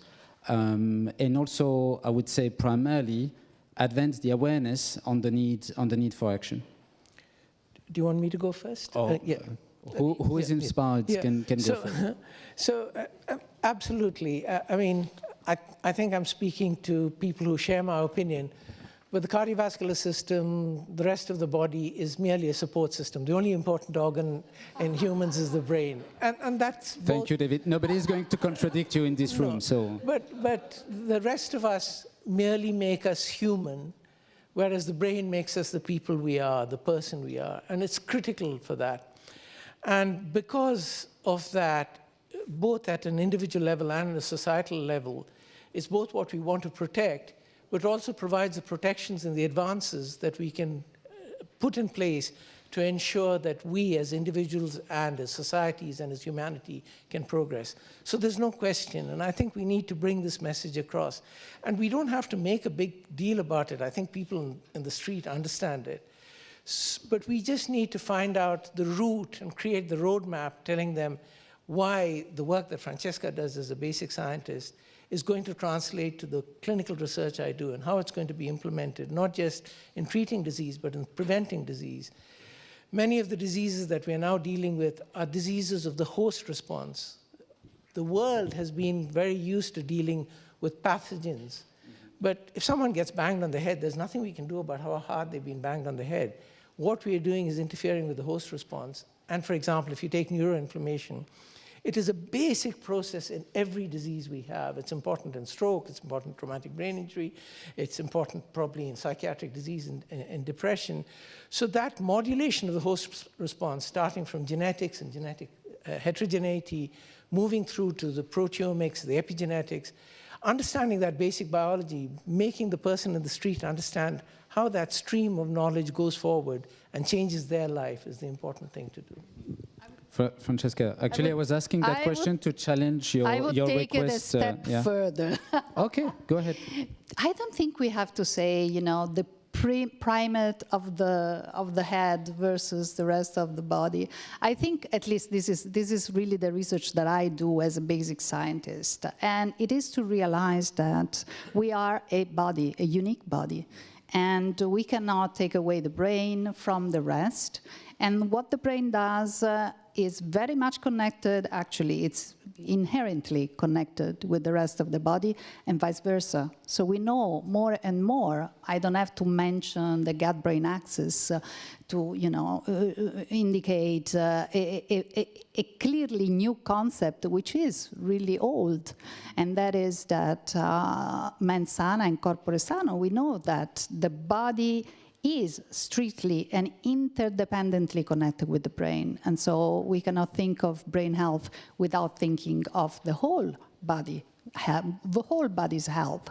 Now, this is really important because it goes beyond the dualism between funding the brain and funding the rest of the organs or the rest of the body. We have to really think in a totally interconnected way. And so there shouldn't be brain research, you know, it's by itself. Research, it should be, you know, really thought as an all interconnected, thinking of an all completely interconnected brain and body unity. So I think this, and also from a heuristic point of view, this is important. Because it allows us to, again, go beyond the box, out of the box, and not just, you know, close our, or encapsulate our research into what happens in the brain, but the brain interconnected with all the rest. I'll make use of that as a transition to see how interconnected our panel is with the audience and open it up. So are there any questions? And happy to have and start a discussion. Or is it clear enough? Or should we be even more provocative?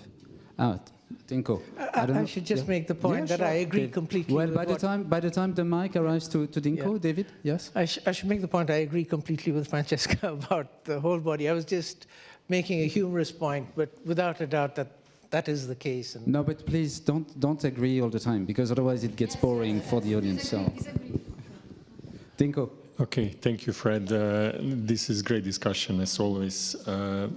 What you organize. So, sorry, Dinko, just can you introduce yourself for everyone's benefit? I thought everybody knows me, but okay. Yeah, I thought, well, that's what I assumed, but maybe, yes. maybe. So my name is Dinko Mitričić. I'm medical doctor, professor of School of Medicine, University of Zagreb. I'm neurologist by training, and here I'm representing Croatian Brain Council, which is part of one of the national brain councils, which collaborates great with FRED, European Brain Council. So there are so many interesting points in your discussion, and I would just maybe go in one maybe intriguing direction. So I think paradigm in researching of brain diseases changed dramatically in the last few years, including traumatic brain injury and other brain diseases or psychiatric diseases. So maybe 20 years ago, when I was a PhD student or started to do research, when we found one brain marker, like beta amyloid in liquor, everybody was discussing what we can do with this marker, and then the whole world was reading these papers. Now, one single laboratory discovers 20 markers in single array. So I think what we are facing now is that we are producing huge amount of data which we cannot interpret anymore. We don't have time for interpretation. So I would say that one of the main goals in harmonization on the world level, not anymore on national level or European level, but on the world level, is what to do with huge amount of data we all produce. And I think this would be one of the very intriguing. Recently I was in States and there was similar roundtable. Who will understand such amount of data we currently produce with all high resolution MRIs, with super huge amount of arrays by analyzing blood and liquor and so on. This is maybe just one of the points we can discuss about. Yeah, thank you. Thanks. Would you like to respond? Go first. Just brief, and then I leave it to you. This is a very important question. I mean, a very important point you're tackling. And I think this is one of the reasons why we are not progressing. We are collecting data without important hypotheses and without important thoughts. I mean, we have to think, and then we collect the data. It's not just we collect the data and then we think what we do with them. I don't think that is the way to go.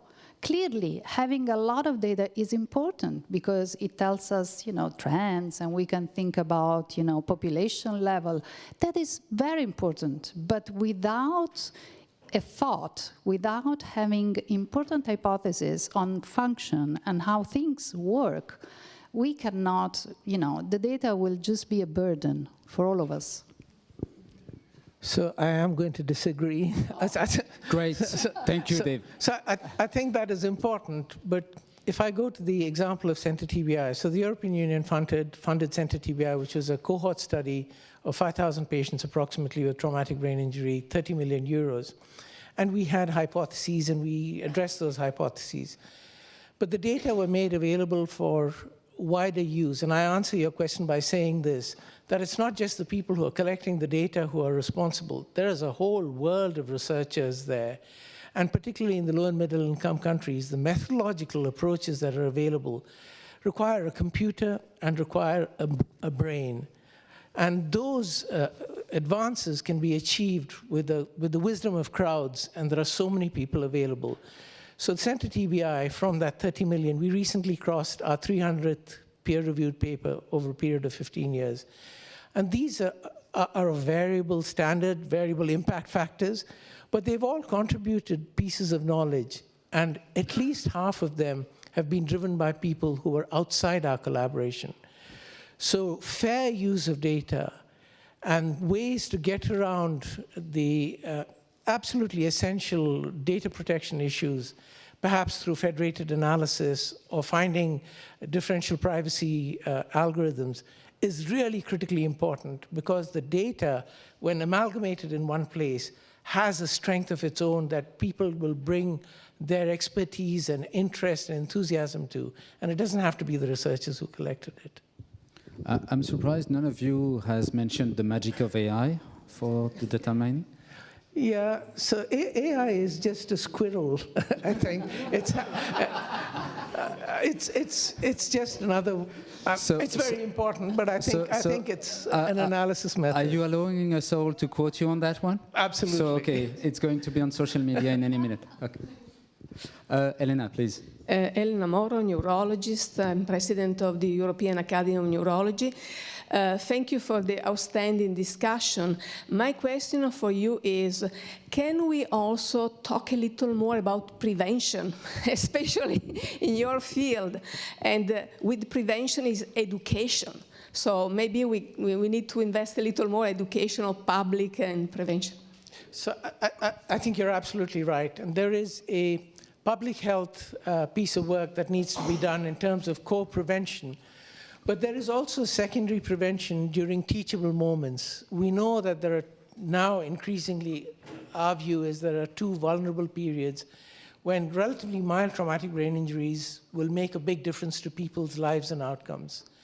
And that is during childhood and adolescence, when their whole life is ahead of them and they've got plenty of time to be damaged by the disability, psychological primarily, but also physical, that this confers on them. But the second is people at my age and slightly older who are at that cusp between healthy aging and cognitive decline and dementia. We know now that if you have a traumatic brain injury, even a relatively mild traumatic brain injury, much more so repetitive traumatic brain injury, you will have a greater and an earlier onset of dementing illnesses.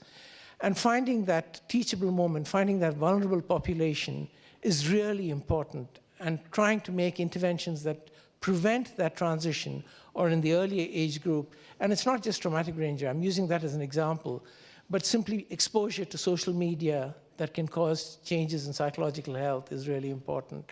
And similarly, at the other end, ensuring that modern approaches to data use and monitoring of patients, using the phone as a test bed for cognitive health, or the car as a testbed for cognitive health, saying this person is braking more often, their driving patterns have changed, perhaps alerting them, not alerting society, but alerting that person to go and say, go and see your general practitioner, you may have something wrong and you may be able to treat it at a very early stage.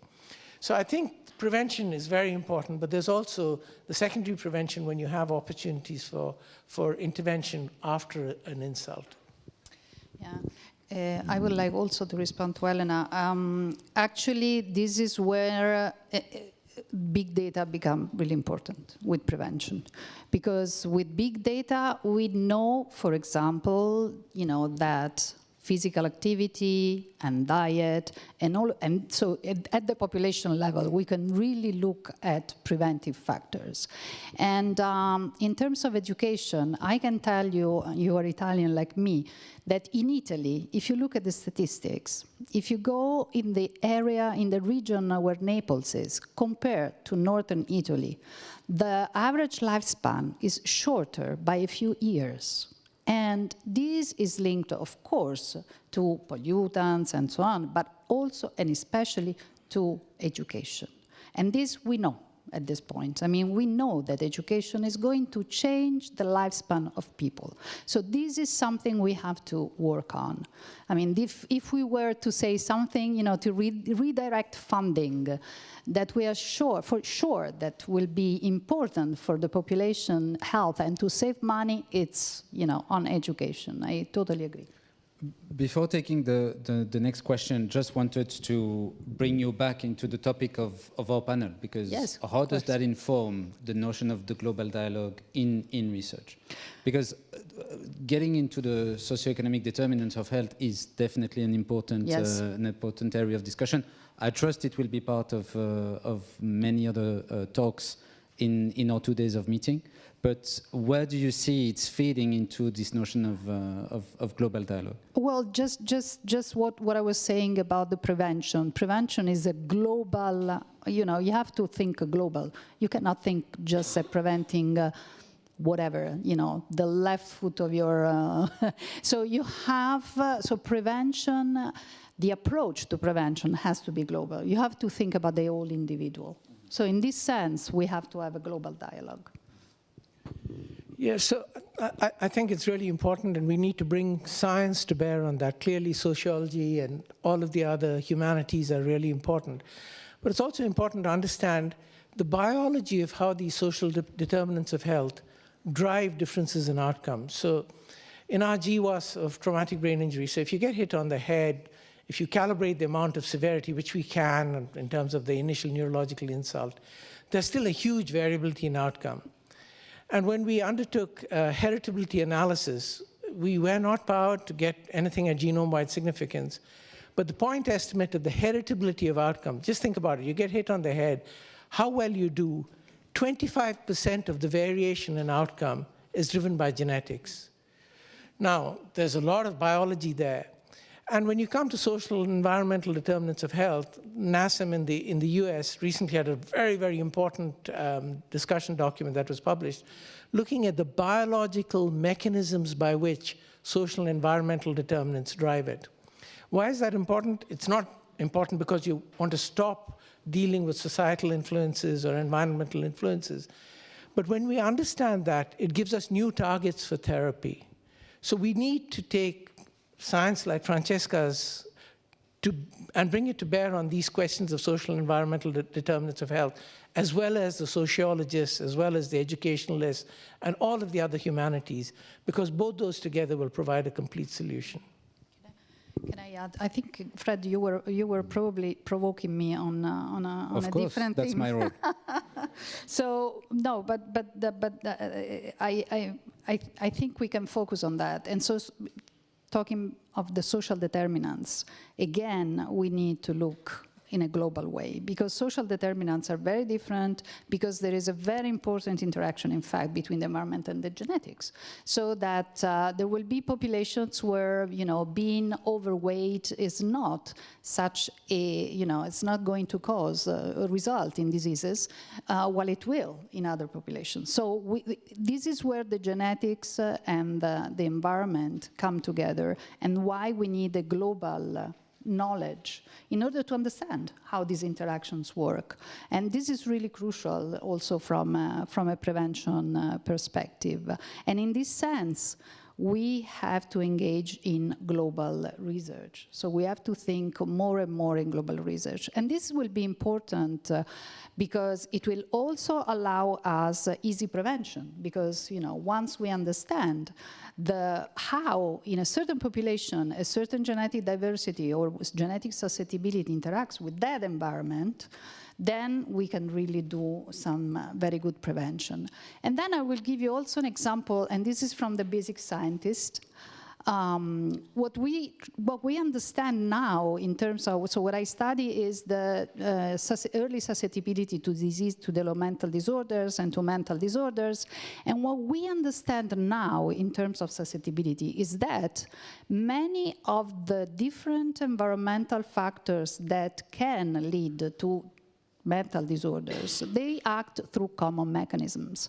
So pollutants, stressors, diet, they all ultimately engage the same pathways, which means that we can leverage on these aspects then to, you know, in a preventive perspective. Again, having a global understanding of this individual by environment susceptibility, it will definitely be a turning point for brain research and for understanding better how to, you know, for global health. Thanks. Yes. So, and Peter afterwards? Yes. So, great discussion. I'm András Dinyés from Hungary. Professor in Hungarian Agriculture and Life Sciences University, but also running my company Biotalentum, and we coordinated through Biotalentum 17 European projects, some of them very interdisciplinary and really reflecting on what you mentioned. We just finished, for example, a car exhaust air pollution on Alzheimer study. My company established in 2009 already Alzheimer patient-specific IPS lines. So we are making these in vitro models. We are going to publish soon some of the transcriptomic and other data, what we see in patient-specific susceptibility for car exhaust pollution, oxidative stress. So really providing the data, what you mentioned, to decipher the biology and individual differences. But what I've seen is in a problem, in a Marie Curie training network I coordinated, one of the colleagues from Vienna, there is a new, actually, Ludwig Boltzmann Institute on network medicine. And it's really interesting because that's exactly the science which can connect all these dots, because they are looking at diseasomes and connection of diseasomes from metabolic diseases to mental diseases, overlapping pathways, environmental pollutions. So we did some work on that. But the biggest problem was not the amount of data available, but the quality of the data. So let's face it that we have AI and other enhancement methods. We don't have to use our human brain to really process that amount of data. I don't see, like Dinko said, the amount of data, the quality. What's out there is terrible. We know that this year or last year, the Nature published that 10,000 papers were retracted. And that's just the tip of the iceberg. So when we are talking about fair data sets and others, yes, those are the ways to do it. But the quality of the data produced by fellow scientists and published in multiple journals is terrible. It's not comparable, not reliable. So we are wasting so much of resources and creating such a noise in the system that this is something we, as a community, we have to do about. Can I? Okay, thank you. Response, and then Peter. I think, Peter, you have a question? Okay. So, Francesca. I feel compelled to respond as a journal editor. You are absolutely right that there is pollution in the editorial world. There is a lot of pollution. But it is also true that we have the right antibodies. And there is,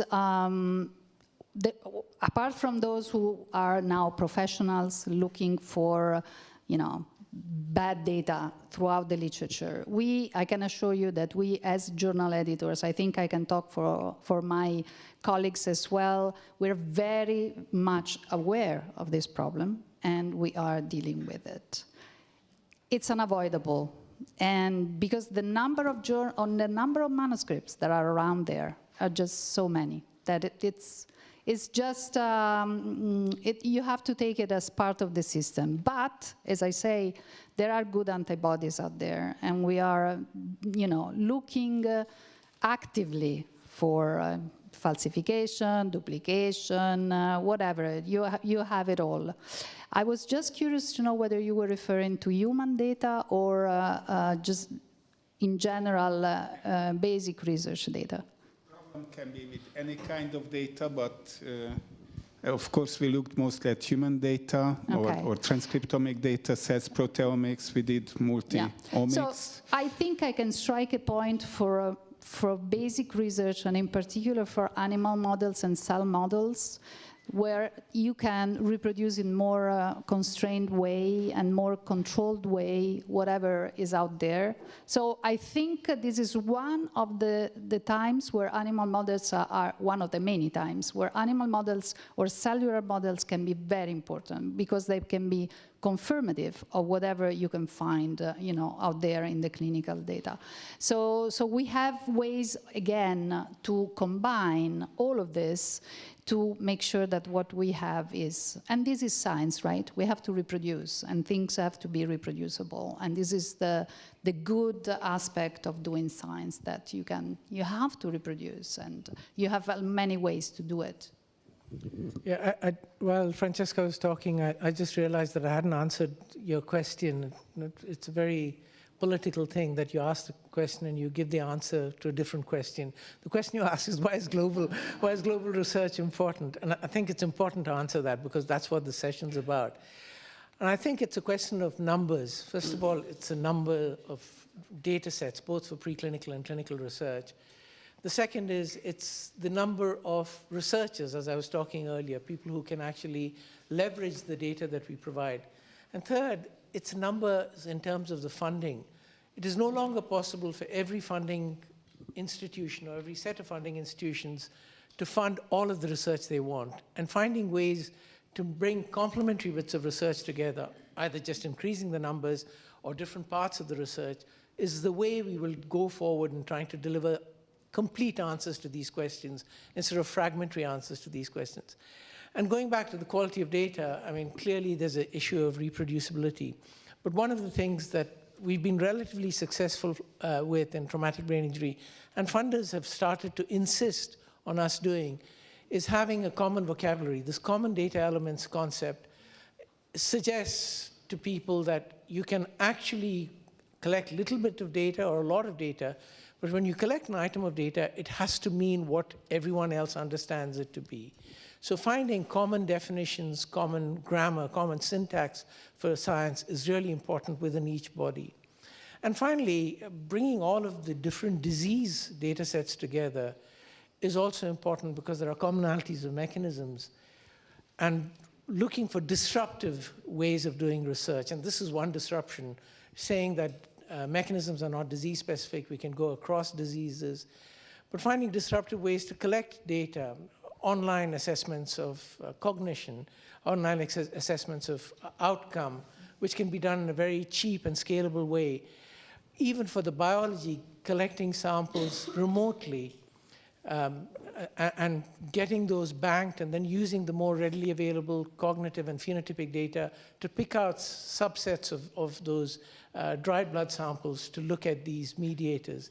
These are all ways that we can actually democratize research and make it not so expensive for everybody. And I think those are the opportunities that are available. Thank you. Peter? Thank you. And thank you very much for this nice panel. And I was touched by many, many words and many, many phrases what we usually use. My name is Peter Kerry. I'm president of GAMI in Europe. It is a patient organization in mental health. And something came into my mind when you mentioned that cancer was a success somewhat. And, you know, cancer can happen around us. And cancer happened around us, and it was easy, not easy. If we think back, it was not easy to discuss about cancer as deeply as today. But today, it is much easier to understand that this suffering is happening. It might happen to me, and certainly everybody looked at the issue. But still today, we do not imagine that major mental health issue can happen in my family. It won't. I was 43 when major mental health issue happened to me. I always imagined my life that it will be brilliant, and certainly nobody is proud to have a mental health patient in the family. However, it is totally normal to have, a cancer patient in the family. And when we compare the amounts, cancer amount is this big, neuro or brain amount is this big, mental health amount is this little. Why is that? Because who will be there to say that being mentally problematic, I don't know how you want to say that, is as normal in the society as having cancer today. And it can happen to anyone. And that's why I added it to your sentences, because researchers should be there as well to state that it is absolutely a normal thing in this society. And it has, for example, societal causes. And it is again something outstanding, because if we understand that societal causes can lead to mental health things, then we understand that we have responsibility as researchers as well. Thank you. Can I add one thing? Yes, sure, absolutely. No, I thank over to you, and I think that really the question, really fast. No. Take your time. I thank you for this comment, because it allows me to tell you that we went even one step beyond. With the ALBA network, what we have done is to bring on the stage scientists with mental disabilities. Are there any? Yes. As you know, I mean, we all, it's only a matter of degrees. So we are trying to, in order to overcome stigma, and you're saying something very interesting. I haven't thought about it. That in a way, cancer has, right now there are a lot of testimonials. And these testimonials in cancer that are patients, of course, which are maybe famous, actors, or they have normalized the disease, which is really important. But it's only a matter of time.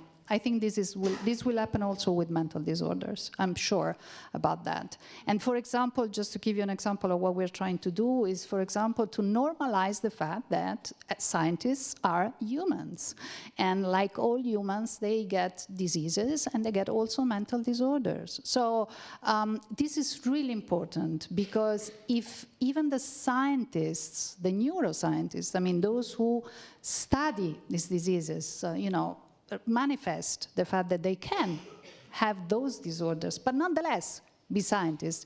I think that is really an important message that we can bring around. But on a serious note here, Francesca, there is a lot being talked about in the strain on clinical workforce and the challenges to clinicians and the poor mental health of clinical workers.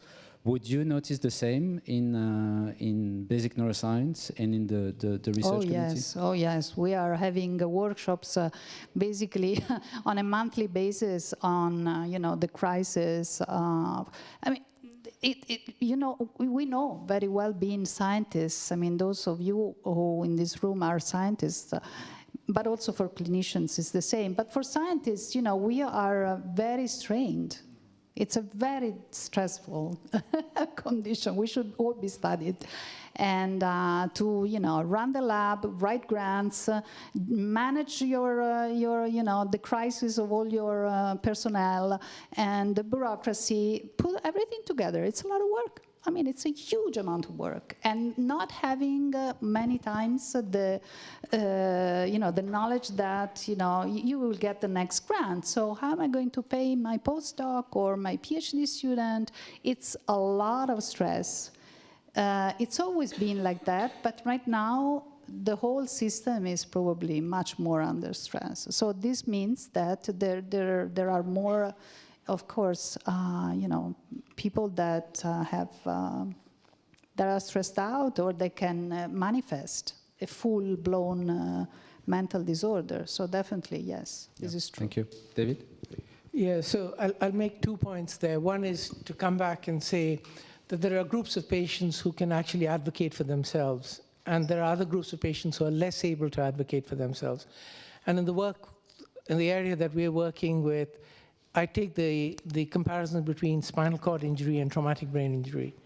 The spinal cord injury patients are very articulate, and they have actually created a narrative that's very important to take forward. Whereas if you've had a bad traumatic brain injury, you're suffering from PTSD, depression, or a physical disability, cognitive loss, it depends on people like me to advocate for them and patient organizations like you represent. So that's the first thing I'd say. It's really important, the point you made, that the scientists and the clinicians also need to advocate for these patient bodies. The second point I'd make is allied to what Francesca was saying. I'm as busy as Francesca, but I think I have a wonderful life. I work clinically. I have stimulating clinical problems. I work with colleagues, both clinically and in the scientific area, who are very bright and very stimulating. The people I worry about are people who are on the trajectory upwards. It's the trainee scientists, it's the trainee clinical academics in particular, who are trying to balance a clinical training. So there was a time when perhaps I became a principal investigator. If someone is a very good scientist as a clinician, they would be forgiven for not being a very good clinician. That last bus left a long time ago. Now, as a clinician academic, you have to be a leader both clinically and academically. And I really worry about our trainees, not just the clinical trainees, but the preclinical and basic science trainees. We need to find ways of nurturing them so that there's some assurance of career progression, that there's some certainty of funding available. The barriers they've got to leap across are very high indeed, and we've got to make sure that any solution we provide means that the people who are delivering the science are taken care of as much as the people whom the science is delivering for.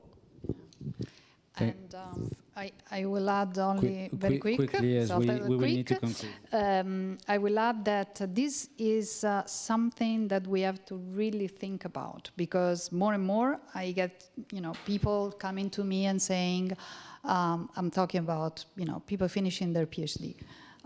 Should I stay or should I go into, for example, industry, or just jump and do something completely different?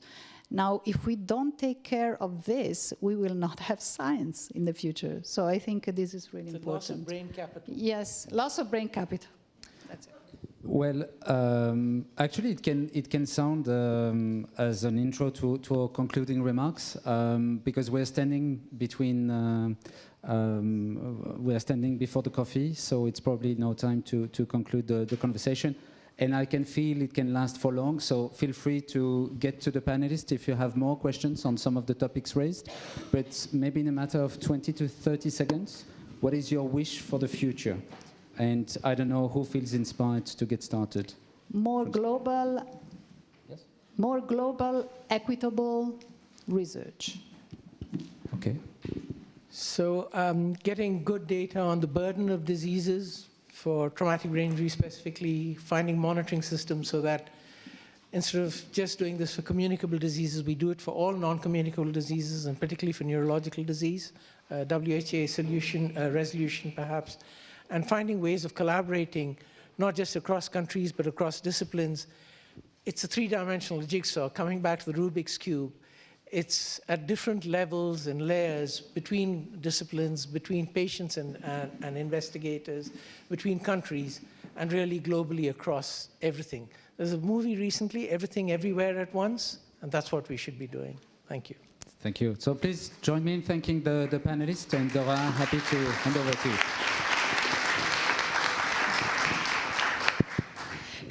Thank you very much. Yes, it's really difficult to finish such an interesting discussion. But now, as Frederick mentioned, it's time for our coffee break.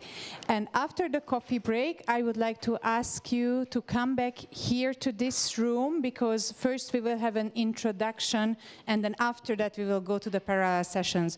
So at 3:45, please come back here at the end of the coffee break. Thank you very much.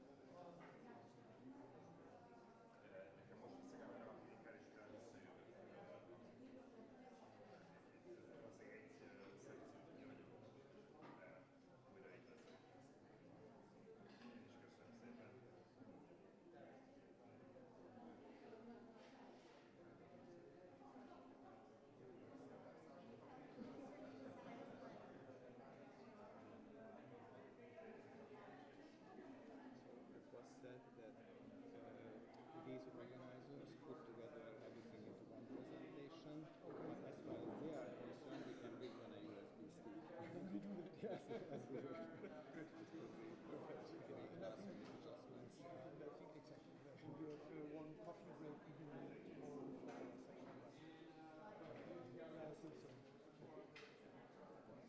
just the session before after coffee break.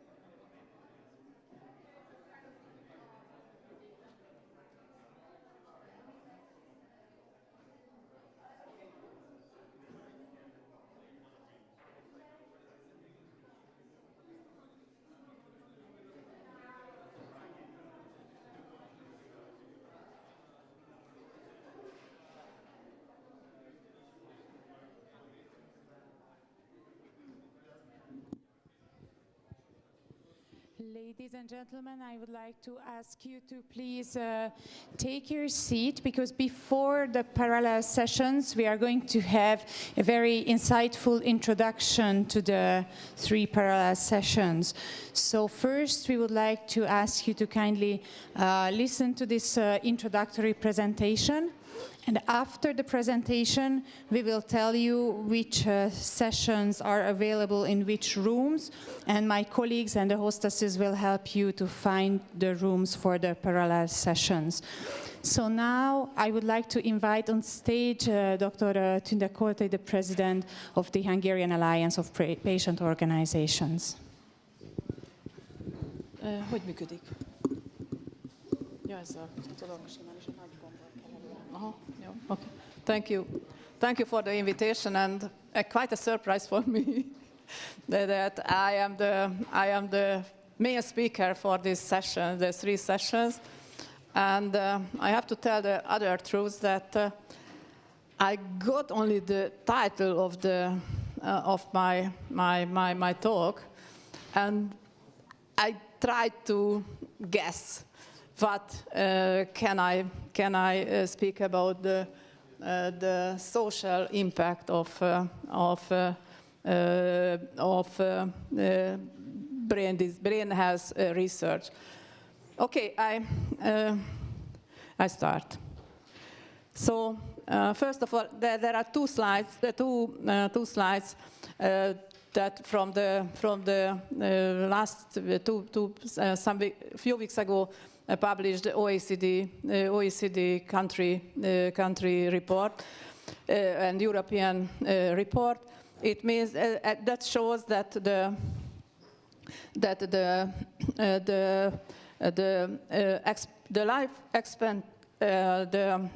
achievable life years is increasing again. So it means that the European population getting elder and elder year by year.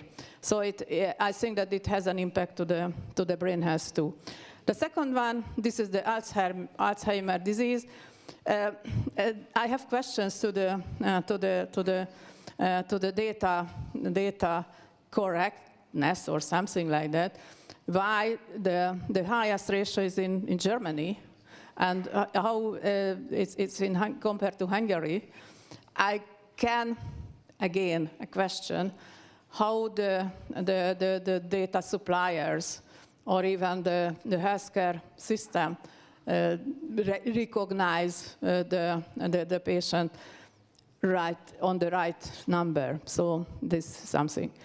The patients need, and the previous session, in the last discussion was the prevention. This is my, I have some very friendly terms. The prevention is again one of that. So I think that the public health issues and any disease specific questions without answering how to prevent the disease development, this is very, very important question. So the patients need the promotion of the healthcare, the prevention from the diseases.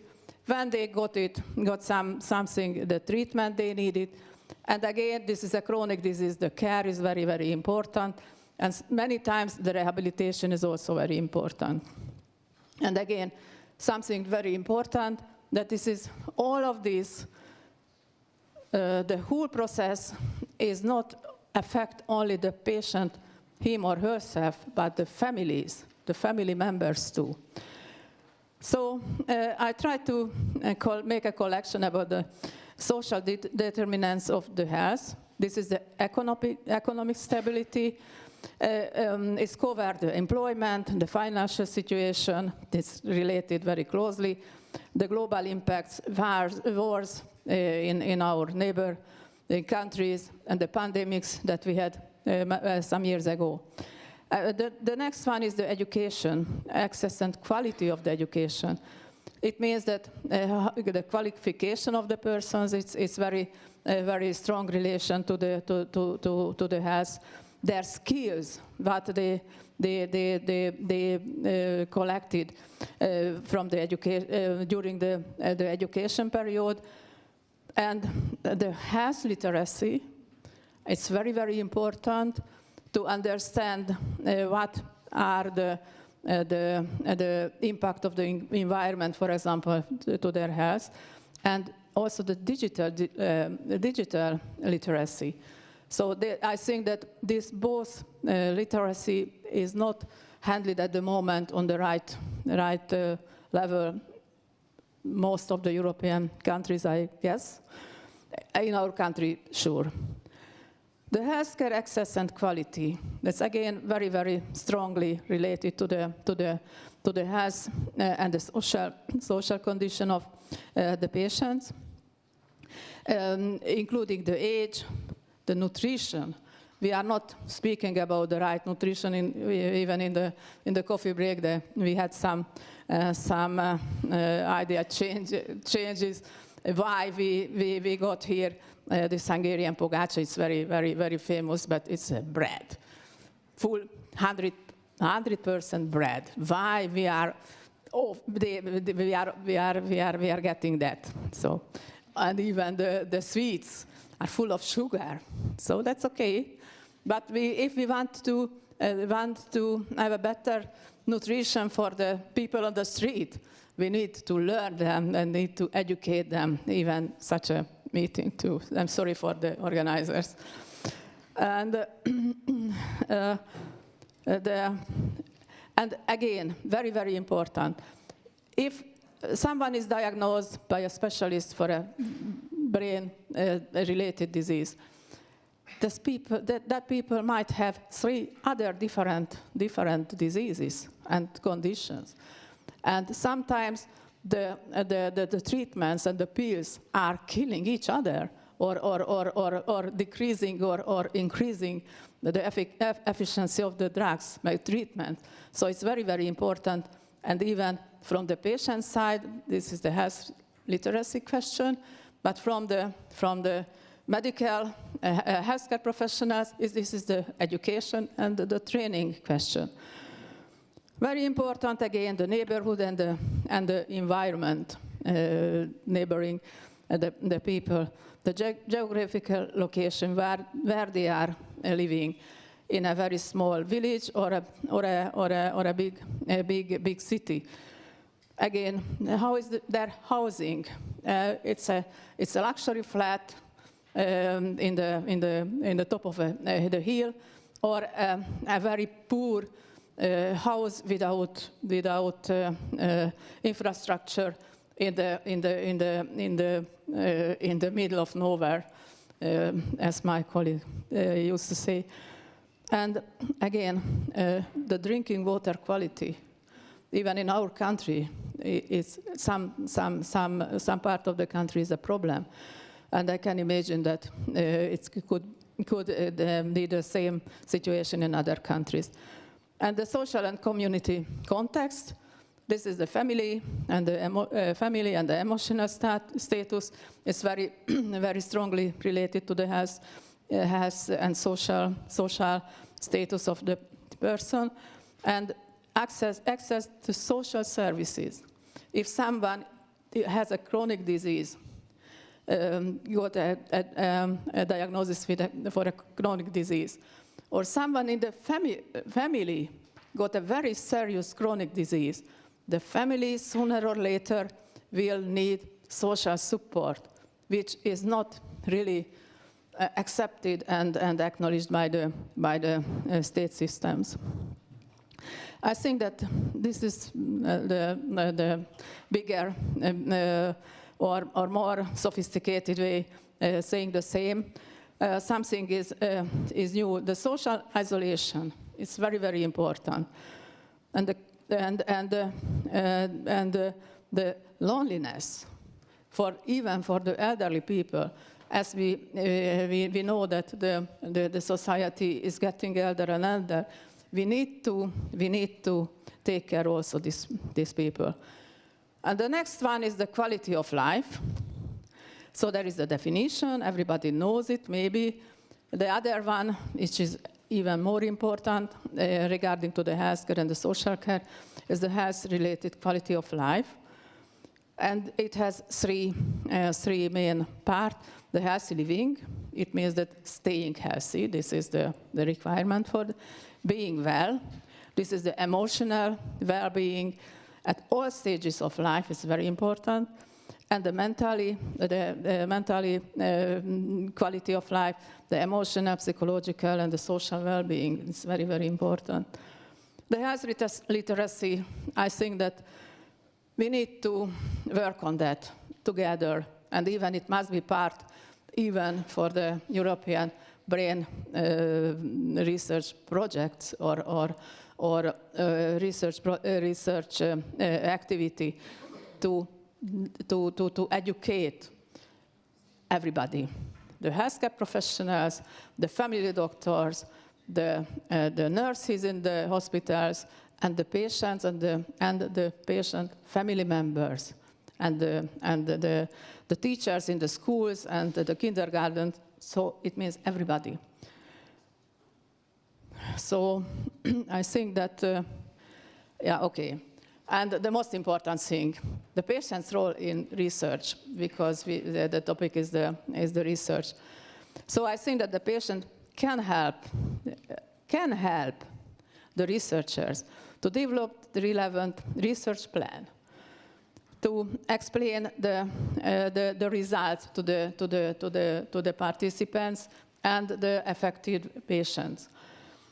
If the patients are involved in the conducting of the research, the final result could be also cover the patient's perspective.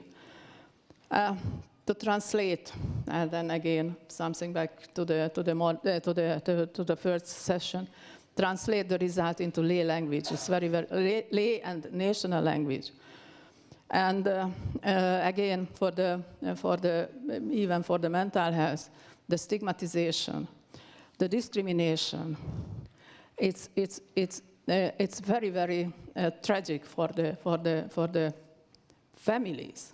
Not only the patient, but also for the families.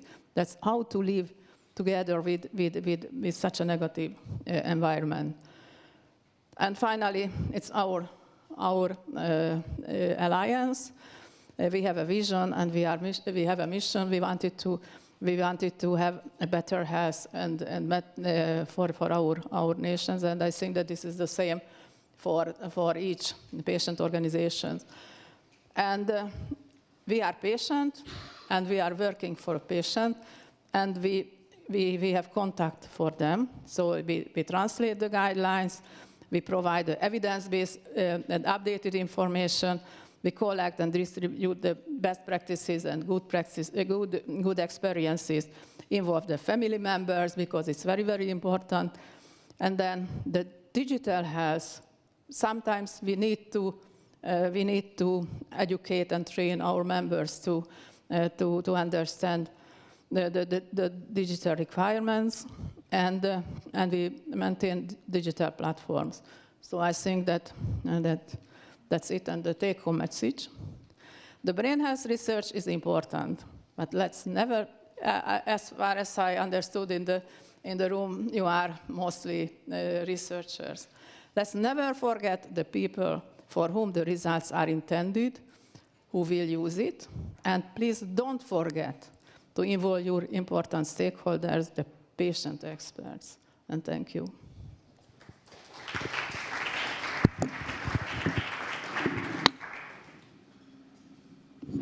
Thank you very much for this overview and the insightful introduction to the parallel sessions. And now, I would like to take a look at the slide over there. We have 3 parallel sessions coming up. These 3 sessions are also included in the printed program that we handed out at the registration desk. So, if you would like to go to parallel session number 1, that's Discovery Neuroscience Research as a Foundation for Brain Health, I would like you to follow my colleagues, Barbara and Noemi. please stand up, ladies, so that the guests can all see you. And please also move a little bit to the side of the room so they can gather there with you. Thank you very much.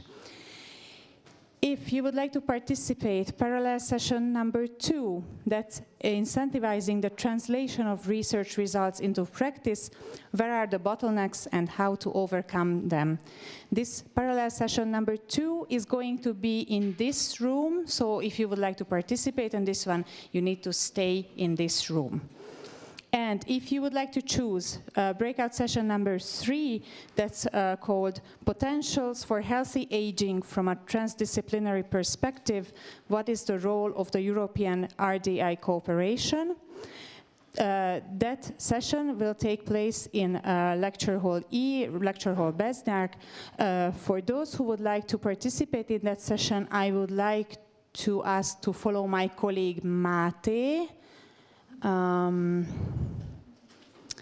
Then, okay, in this case, my colleague Flora, sorry. Flora will guide you to the room. Those of you going to breakout session number 1, again, please follow Barbara and Noemi this way, please. Breakout session number 3, follow Flora on that door, please. And breakout session number 2, stay here in this room. Thank you very much.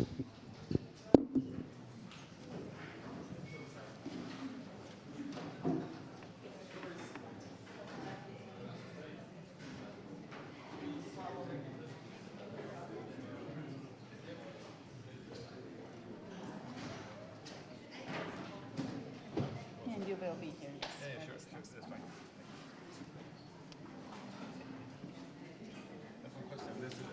I'm also on the next breakout session, so they will come to Bulgaria. Everyone will come back here, yes.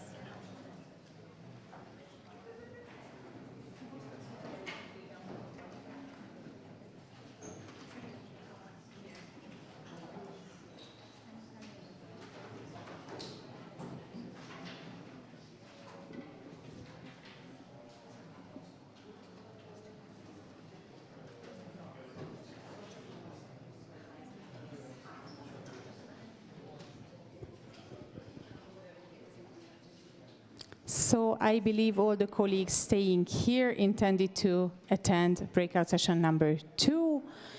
And I would like to invite the participants of breakout session number 2 to please take your seats. Microphones for you.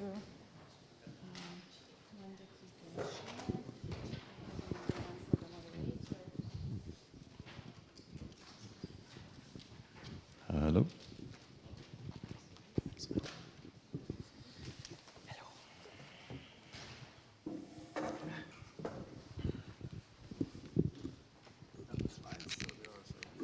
So the slides are with the technicians, okay, but it's not meant to be shown in the slides, especially that you can ask the technicians, or you can follow them on FaceTime or use them. But in this case, there's the way to be a sort of direct conversation. I suggest to have a direct conversation. So without the slides. Yeah, the slides. But if you need to visualize it, feel free to ask it. You know your slides pretty much.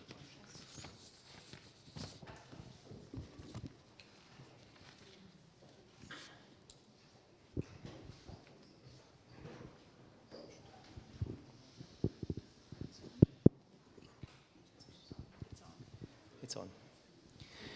All right, thanks so much. Warmly welcome our guests, Professor Dr. István Ulbert, Professor Dr. Niklas Marklund, Professor Dr. Anna Morrow, and hopefully online, Professor Gerd Daum. I hope he could be online together with us. Yes, can you hear me? Yes, we can hear you. Warmly welcome. Thank you very much. So thanks so much for accepting the invitation for this STMD event.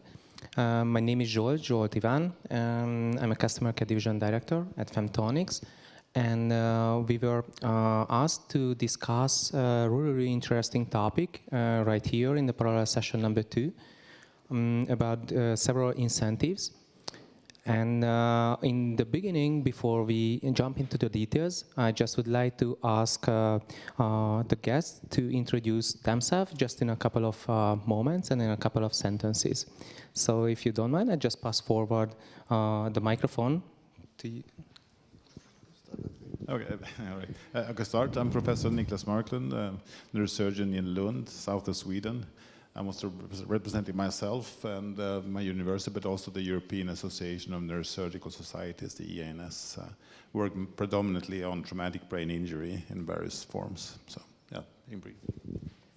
Thanks a lot. I'm István Hubert. I'm Director of Cognitive Neuroscience and Psychology of the Hungarian Research Network, and I'm also directing in part-time the neurosurgery clinic research background.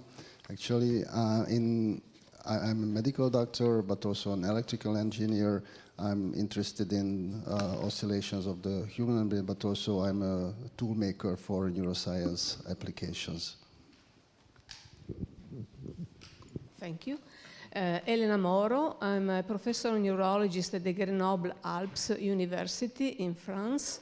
I'm also a movement disorder specialist, and I'm the current president of the European Academy of Neurology, which gather for 45,000 neurology living and working in Europe. And Professor Gerdom? Yes, thank you and good afternoon. And my apology that I cannot join you online, but thanks in person, but thanks for the invitation. So my name is Geert Rom. I'm a professor of addiction psychiatry at the Antwerp University, based in Belgium, but I'm here as the president of the European Psychiatric Association, which is an association very similar to the EAN, and we cover about 78,000 psychiatrists overall of Europe. So very happy to be here. Thank you so much. Thank you so much for all of you. And it's really remarkable that we are among your circle, because you are very, very diverse topic, and you are working in a very, very diverse field. And it will be really interesting to see the different point of view on the same topic. So if you allow me, I just would like to ask a really interesting question from each of you, from all of you. What would be the $1 million question in your field, on your daily work, which makes the greatest headache, and how would you like to resolve that, which are related to the brain health and the different brain studies? I just pass it forward to you at first. Oh, thank you, Dolph. I think for us, the most important question is how can we reduce the burden of neurological disorder in Europe as fast, as efficient as possible?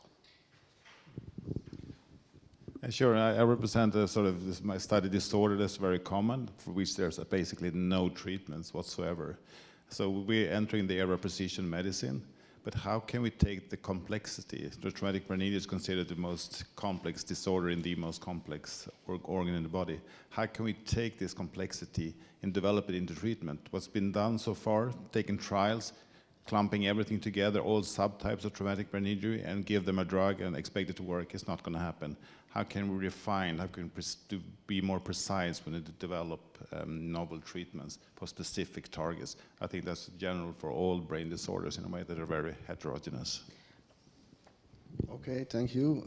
Since I'm from the research part, and actually brain research part, we are interested in how brain works, and also because of my background, my engineering background, I'm really in the designing of different types of devices that indwell in the brain, and with these devices we can actually figure out what kind of mechanism are in work during cognition, for example.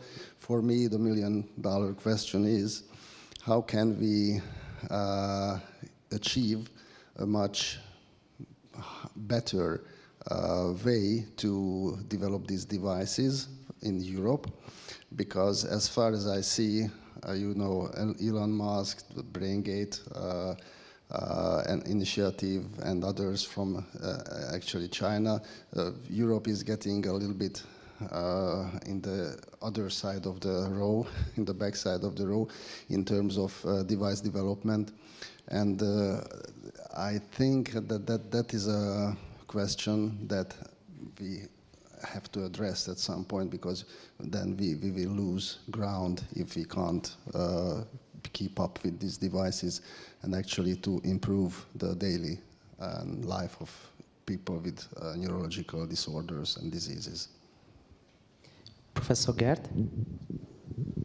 Yes, thank you. The million-dollar question for me is, what can we do to help our children not to develop psychiatric, mental health, even brain disorders? So what can we do early in childhood to avoid development and chronification of mental health problems?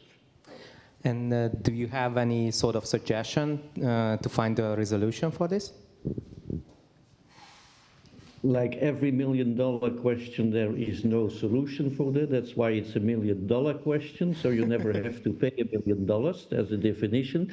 But yes, there are, I think, a lot of things we can do about early screening, learning to see where are the vulnerabilities in, for example, cognitive mechanisms, in, for example, developmental issues, etc., and offering very early targeted interventions for those young people and children who have these vulnerabilities. Now, it's a combination of these things, and I think I refer to brilliant studies that are ongoing, on the way, like, for example, the EBCD study in the States, where we try, or where one tries to get a real good picture based upon both biomarkers, about neuroimaging, cognitive testing, etc., finding ways to identify in an early stage vulnerabilities that predict problems later in life, and try to build up on that targeted interventions. That sounds promising. Thanks so much. Since we are working in a different field, and you just shared the main bottlenecks, do you see any connections on that, or any common steps how we could resolve each by each, but also working together? You want me to start? Well, I think we are in the right moment to do that, because we have the Brain Health Partnership just released the document, which is absolutely important. As I said before, the AN has also a strategic agenda for research, which has been published, and a paper about the brain health plan and roadmap in Europe. I think the key strategies is, that's been already mentioned this morning and this afternoon, is to have priorities, to define which are the priorities in the next 5-10 years that in which we can work together. So priorities that we have to be find out and put together, and this kind of meetings in which we find some base things together that we can foster and we can apply. For example, we talk about some basic mechanisms that probably are the base of several neurological diseases. We talk about neuroinflammation and other mechanisms, so this is very important to share. We talked this also before about multidisciplinary approach to several diseases. As a neurologist, sometimes I'm useless, so I need to ask my colleagues, the psychiatrists, we need the rehab people, we need the nurses, we need individuals with neurological and mental disorder to help us, right? So these are, I think, one of the key is to work together with some clear objective and priorities in research, diagnosis, management, with the collaboration of industries, of course, and especially the policy makers. Yes, that's true. Some comment. It seems that when the brain disorders are manifest, it's very difficult to treat them. So I think prevention is the key to learn the steps leading up to the fulminant disorder. If we can learn to identify that across many neurological disorders, I think we can develop a lot of treatments. I think it's also very easy to focus on problems and where we are insufficient. But at least in the area of traumatic brain injury, it's been unprecedented increase in knowledge over the last decade through huge national and international collaborations, not only in Europe, but also in the US. And we heard Professor Menon talking about this international initiative for traumatic brain injury. These are truly needed to learn more about the disorders. So increased collaborations, and I think Europe has a huge momentum right now. So there are great possibilities ahead, I think. Yeah, in my opinion, we have to figure out what to prevent from, actually, in the first time, these young people. In our institute, we have an ADHD research group, for example, and they are focusing on adolescence research. And it's very interesting that besides the normal psychology research, they also involve development of different types of software, actually, to figure out the daily activity of the students or of the adolescents that is involved in the research. So I think that a little bit more involvement of the basic research combined with a holistic approach in this area would be very important as well, but it would need the collaboration of basic researchers, clinical psychologists, for example, and also device or software developers, which is very important.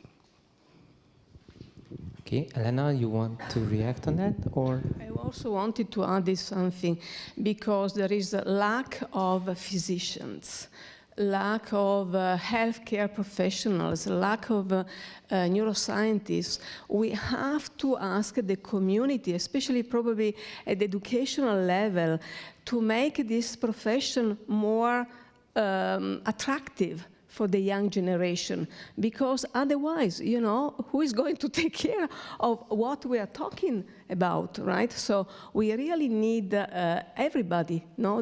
We are talking about the Ministry of Education, but really to make this profession really important for the community. Otherwise, you know, in the 10 years, nobody will be here to talk about these areas.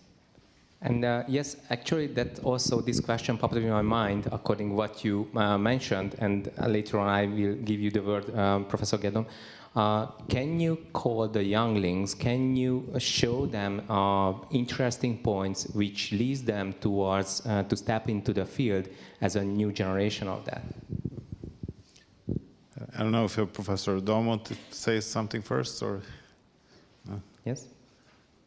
Yes, I cannot see you very well, so please indicate clearly. Professor Gerdom, so I just asked that regarding this sort of conversation, what we elaborated, that we agree that the new generation of physicians, researchers are pretty important, not just answering the $1 million question, but also to provide a stable future for all of us and for the mankind.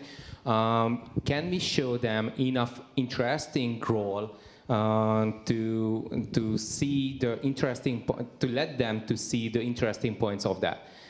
Can we involve them enough? Can we show them a sort of perspective for their future and for our future, what actually Elena mentioned? What's your opinion? Thank you. So again, a complex question. I thank you for that. I think a couple of ideas on that.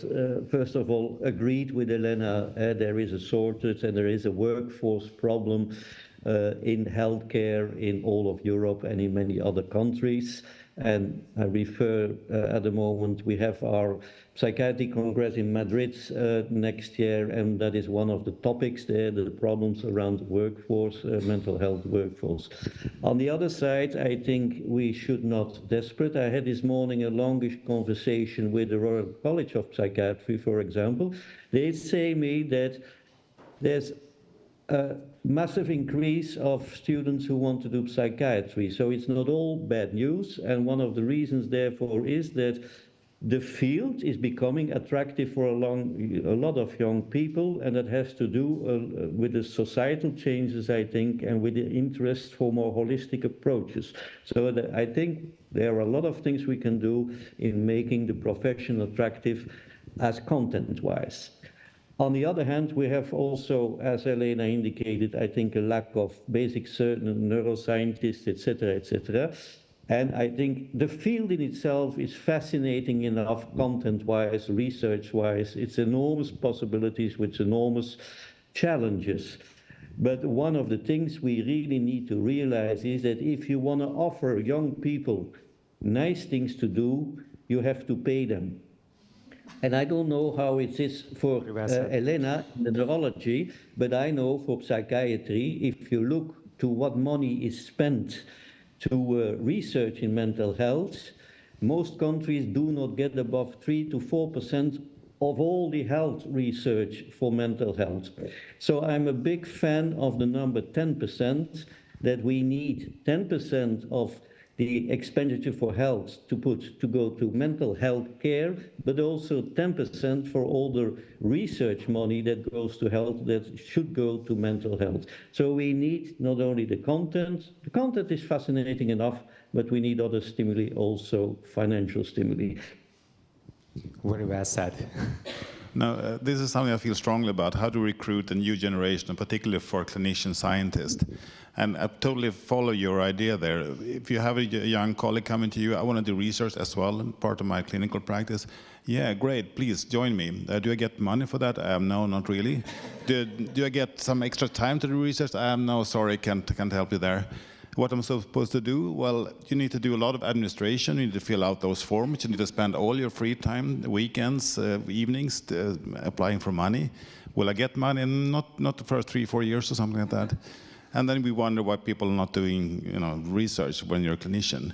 We need to make it more attractive. And I strongly argue that the key thing here is to reduce the administrative burden. It's ridiculous the number of things you need to do just to get one study completed, and it's growing exponentially. Administration has no natural enemy in a way, right? So it just grows, and if you're young, you can choose. For myself, I could have gone only into surgery, would have had a great life.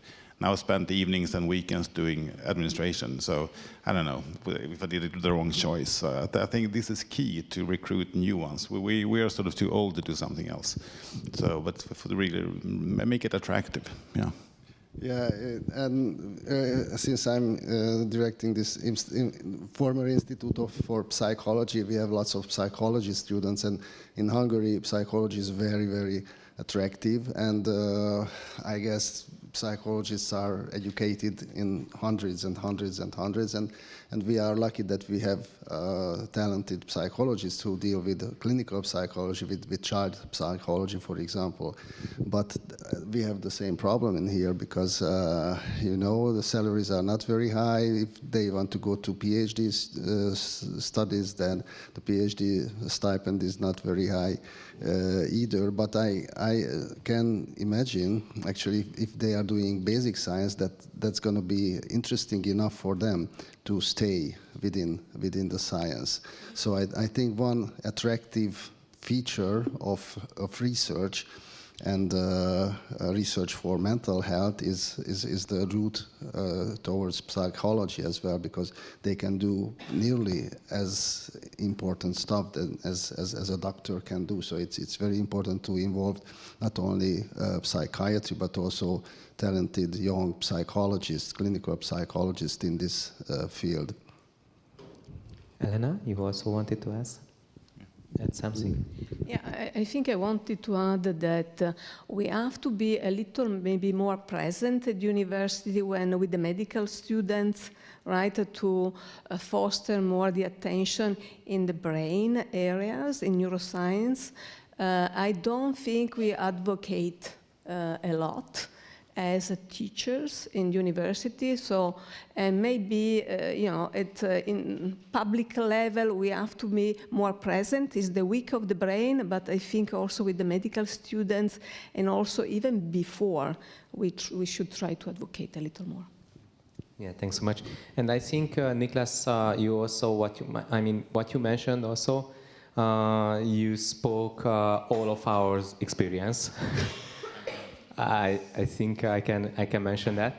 And do you think that the European Union could, what the European Union could do to foster these sort of intentions of ours, what we state right now?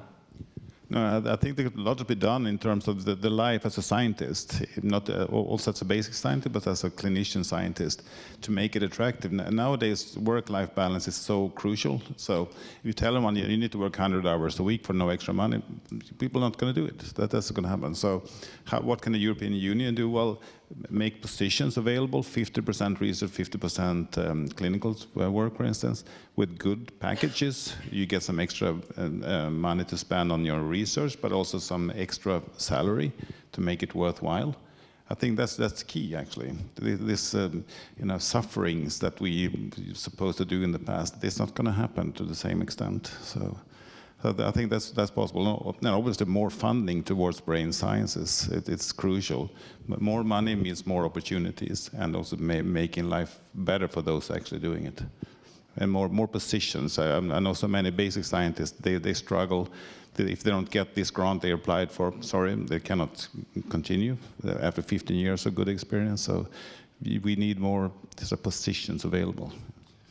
And also, if I may say, less regulation or less regulatory influences on that, because it becomes a nightmare for psychology research that for example, it has to go through the whole system, that if it has a very serious indwelling device development. So I think that this field is a little bit over-regulated, and that has to be addressed at the politicians' level, because it's not going to give us any better chances to prosper, actually. So I think that, several countries in Europe, they have a brain health plan, right? Switzerland, Norway, Italy. So in this brain health plan, where we have a neurological, mental, neurosurgical, everybody from the neuroscience perspective is there, we have to act these plans. We have to share these plans and adapt them according to the country where we live. And so we have the theoretical frames. Now we have to act. So, because we talk, but now we have to act these plans, because they are there. So we just have to move to action. Don't you think that it should be centralized from the European Union, or it should be declared state by state, not just the plans, but also this sort of tactical steps, one by one? Each country has different possibilities, have different needs. And so it depends how big you are. So I think we have several plans, as I said, that can be adapted, shared with the community, with the help of the ministers, the different ministers, they are involved. But we have to share them. We have to be aware. And if a country doesn't have, I was approached by Egypt. The Egyptians, they say, well, why we don't do that? Indians, they're doing that. So I think all the other countries in Europe, they have to say, well, we have to raise up and say, we need a brain health plan for our countries. They're there, just share them. No, basically I agree, but there are differences in each country, cultural or financial and many other aspects. So I think national plans are needed. Maybe the framework could be more at the EU level, but the details should be chiseled out by the national societies. Yeah, I totally agree. And again, make it, diverse and not centralized instead, because sometimes centralization makes everybody's life much worse than if you are freely acting at your country. But the European community can really force, push, support each country to have a plan and to act. What's the situation in Antwerp, Belgium? Very good as to cocaine transportation, but that's another topic, of course. About plans, I think the suggestion of Elena is fascinating, I think. We had, within the psychiatry community in Europe and larger, we are having an increasing discussion at the moment, stressing the importance that every country should have, in our case, a mental health plan, and that needs to be closely aligned, of course, with the brain health plan. Not all countries have that, and in the thinking we are doing with this group, there's also a strong tendency to say, let's approach all large funders in the world and in Europe that fund research in mental health or other things, and ask them whether, if they fund projects in certain countries, that one of the conditions that need to be fulfilled is that a country should have a good, sound, strategic mental health plan, that would become a sine qua non before giving large fundings for also research or projects in different countries. This is a way of stressing the importance for countries to have that.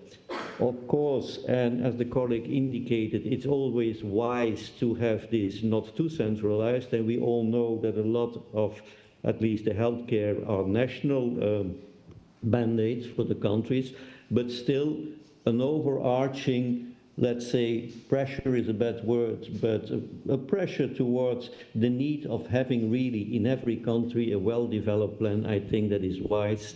And on a European level, we could have, on a meta level, some indications how that would look like. And of course, that needs to be translated to every country's specificities. That sounds very, very great. Yeah, I totally agree with you. So we just touched base on the younglings, we touched base the different action items plans. The question is how we would have more and more fundings to support this sort of plans and ideas in real life. If you would change something among the research grants or any financial support, what you would do? So another $1 million question in a way. But as we discussed before, and you had a good point about cancer being very successful. Now brain health, brain disorder should be equally successful. And targeting what's really is the key health issue in Europe, the brain disorders. Actually, that's one key thing. But I think we need to stress also that big pharma are sort of pulling out from neurosciences. There's been too many failures, too much money invested to bring them back. I think we just need to be doing a better job harmonizing our disorders and making sure that, with this setup, we can actually have a possibility of getting positive results that will be attractive to them. That's a huge source of income and funding in a way.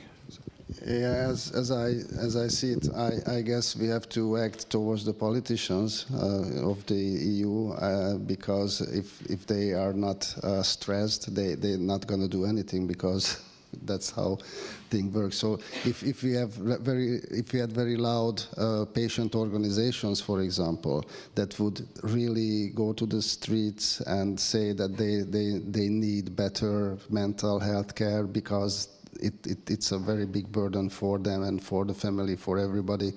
This is just like animal rights activists, so they can make enough loudness that reaches the ears of the politicians. So I guess there has to be some sort of motion towards this, because scientists alone, I don't think so that they will convince the members of the EU Parliament that mental health would be very nice. So there should be backed up by patient groups very hard. What I think would be better or sufficient.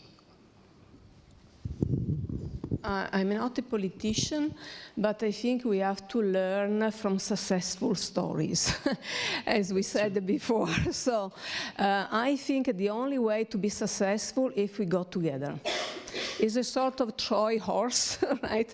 So we go together in force, and then, of course, because the brain is one, but it's so complicated, so diverse, right? So, but it functions as a whole, right? And then, so we have to go a whole, like a very strong force as a brain health, a brain importance, and then, of course, divide, according to the priorities that we said, according to the different diseases, what are, we are saying growing, the burden in Europe.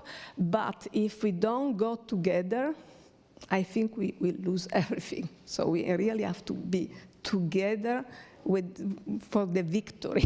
I have to say, for the victory together. We have to learn from the past.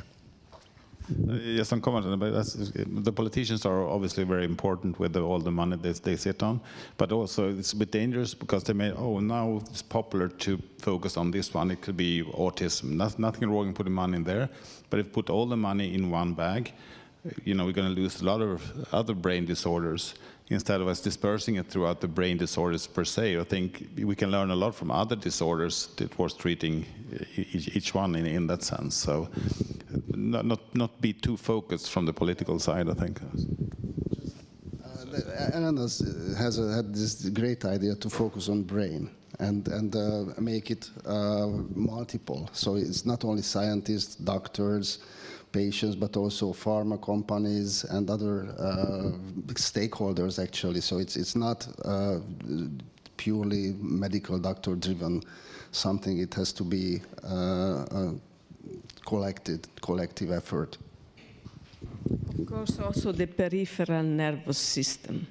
It's not only the brain. It's still important, I agree. Professor Gerdom, what would you see in a strategic view of the fundings? How would you see that? Thank you. A lot of elements have been said, and it's of course very complex how to reach that. But I think essential is collaboration between us as scientists, but also with patients and with families is essential. I think it's essential that, of course, we show the problems, but we show also solutions. So I'm a really, really big fan of good examples and showing solutions in areas that is very, very important.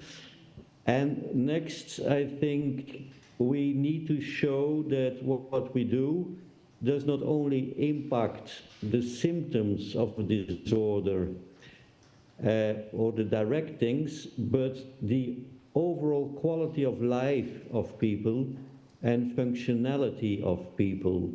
And there I think we can show a little bit transdiagnostic how important our work is for the whole of society and families, etc. And I think politicians are very sensitive to that.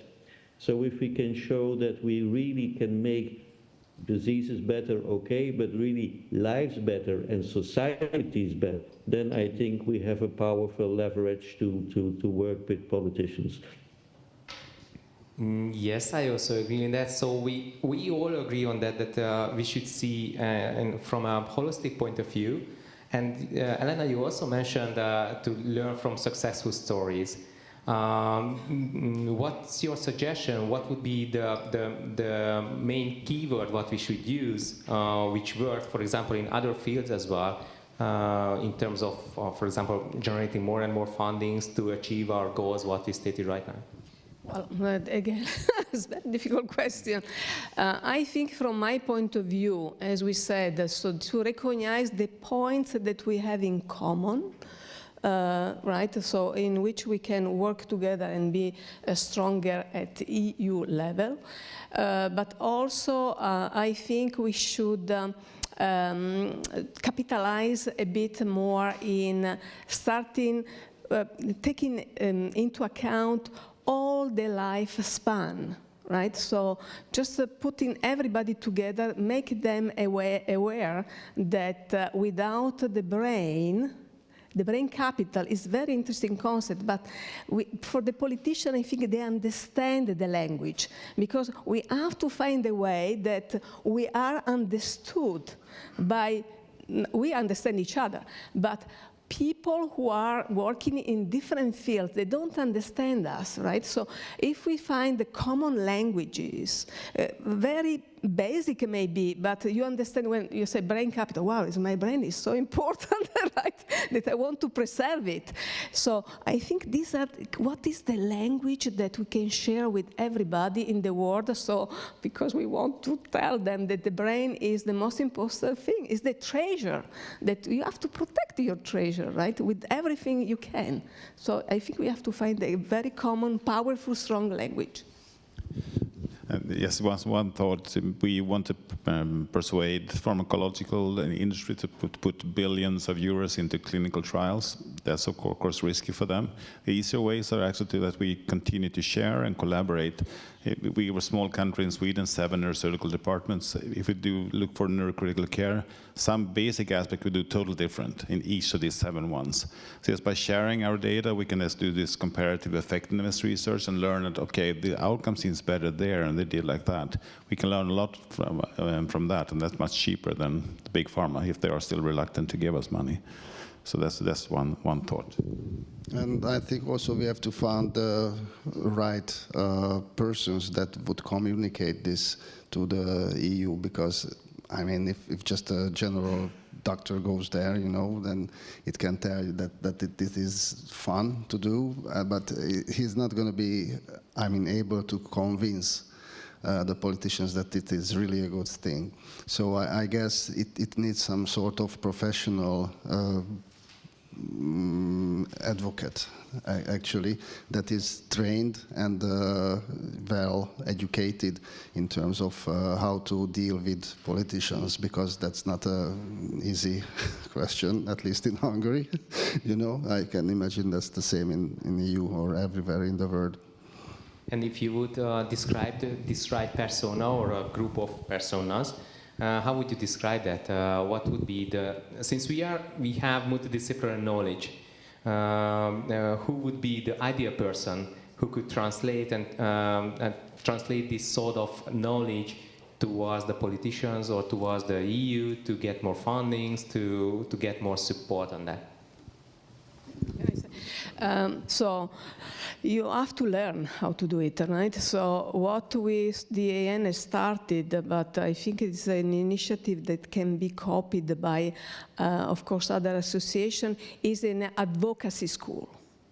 It's 1 year training for neurologists, but it can be, you know, for other disciplines, in which they learn how to address a politician, how to talk with individuals. I don't call patients anymore, individuals with a neurological or a psychiatric disorder, and to advocate, to be testimonials, and this you have to learn how to do it. It's not just we were born being able to do it, so you need to be trained. So this is a school that we started the last year. So it's already existing? Yes, yes. I'm amazed. I didn't know that. This is a complete different world to mine. You know, surgery, research, and the political world is completely new to me. So I have basically no idea. But I think it's basically spending the time talking to the right people and convincing them of the importance of what you do and the relevance of all the neurological disorders, neurosurgical disorders that's out there, how it impacts the life of ordinary Europeans. I think the message is clear for all of us, but how do we translate that to the decision makers? That's, I don't know how to do that because I've never done it, basically. But I think it's we need for a year. Okay, I'll try to. Yeah, it's very nice that it's not going to be lost in translation, because you are actually making this school happening right now. And just a question: do you think? So, what's your time frame on that? So, is it 1 year and then? 1 year. There are different different modules, but I think it can be shared with, there are different modules, right, online. But I think it's an initiative that we can share. I think it's not a problem. Also for psychiatrists, right, because I think there are a bit different needs. But eventually we can have an international school with a multidisciplinary aspect. I think that we would be very interested to collaborate to a more multidisciplinary advocacy school for the brain in Europe. Yeah, very nice. What do you think, Professor Gerdon? What I think it's the ideal persona who could transfer this sort of information or bunch of information? I do not think there is one ideal person. I think, unfortunately, politics goes by sometimes randomized stuff, etc. So you need to have, of course, people, and like the School of Elena, but I'm pretty sure that in all industries and sectors they have a lot of training for people how to lobby and talk with politicians, so we can learn from that field also. I personally think we need to have good qualified people with experience and give them the time and the resources to do the lobby work and the talking, because it's not only the competencies, but it's also having the time and the resources to do that. That is very important. But I think it's also super important politicians are sensitive what happens with their voters. So these things need to go hand in hand. And if you have in countries good examples for things that work and that show result, it will put pressure on people to pressure their MPAs, etc., etc. So I think we need to have at least 2 or 3 ways of approaching, going from the bottom up and then on the top in talking, but also with the doing in the different countries, etc. So I think it's a multiple approach that we need. And also, I guess, to coordinate it with pharma companies and device maker companies. So I guess it includes that as well. And what do you think? You mentioned that it takes time. How much time? What would be your assumption for that? I'm sorry. I'm looking to Professor Gerdon. Time to do. You mentioned that it takes time to acknowledge all of this information, this translation, and so on. What you just recently mentioned, and it takes time. What would be the time frame? What we should expect for? Well, I'm not sure we understand each other well. What I was saying is that if you train people to do talking and the dialogue with the policy levels in Europe, you need to provide them also with time to do this. It's my experience. I spent, just like Elena, I think, quite a lot of time to discuss and try to influence, etc., etc. And most of us medical associations, we do not have the means to say we have 3-4 people that can do full-time this work and full-time try to influence and contact. So what I was saying is people need resources and time, and maybe we should think about how we do that better. Other industries spend enormous sums of money to pay people for very much time to influence these things. So that's what I was saying. Sorry. Thanks so much. Elena, you also? Yeah. So what I think we can be a solution is to ask each national societies, for example, neurology, psychiatry, neurosurgeon, neuroscientist, to send one person to represent the nation to this eventually school or some initiative. So, and then, every third year, this person can be replaced. But I think we don't need an army, but, we need very qualified people to do that.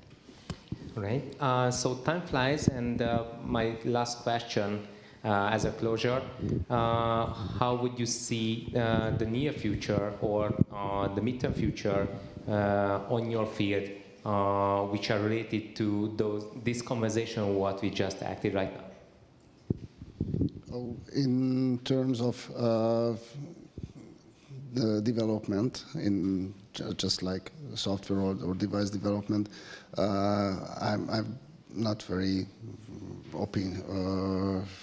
happy actually with what is going on, because it seems that the regulations are getting strict and stricter coming from the EU, and this means a burden and a handicap for not only research but also for medical treatment, I think, and we have to get together and somehow solve this $2 million question. And that would have been easy, because you don't need money for that, most probably. You just need to change people's mind a little bit, at least at a political level. So that's what I can add to this question. Thanks so much. Finally. No, I would like to take an optimistic stand on that. I mean, I think we have so great momentum these days with the advances in biological knowledge, the technology, of course I have to say AI. I think one of our fields, hopefully traumatic brain injury or movement disorder or dementia, whatever, there will be a breakthrough. And that breakthrough will create more momentum, more energy, spread out to other neurodegenerative or neurological disorders. So I think that's what we're waiting for, the breakthrough of one key disorder. We have that, a lot of more positive things will happen. That's my prediction. I also want to be very positive, because this is a special momentum, right? That we, besides all the wars that we have in Europe, I think we still have the passion. We are here together. We have still the hope that because of the technology, the advances that we have in neuroscience, that we will improve and we will reduce the burden of brain disorders in Europe. Right, and Professor Cardon, as a closure. Yeah, I echo the optimistic tone. I'm pretty optimistic on various levels. There has never been so much attention for mental health in the last 50 years as in these last years. In the public, in the media, etc., it is reflected also by not enough but a little funding by the European Commission, etc. On the other hand, I see major breakthroughs and possibilities as to the science and the translation, also in connection with brain health, etc. So I'm quite optimistic. Abstraction for all the horrors that are happening in the world at this moment, and we really should not be naive. I'm also very optimistic because I see the collaborations on international level, as we do now as we speak, but on many platforms increase. So I think this also gives a lot of possibilities. So I'm optimistic, realistic, of course. We need the means to do so, but I think we have a good path and an optimistic path before us. Thanks so much. I'm super glad to hear that, because personally myself, I'm also a super positive person. The glass is always not half empty, but half full.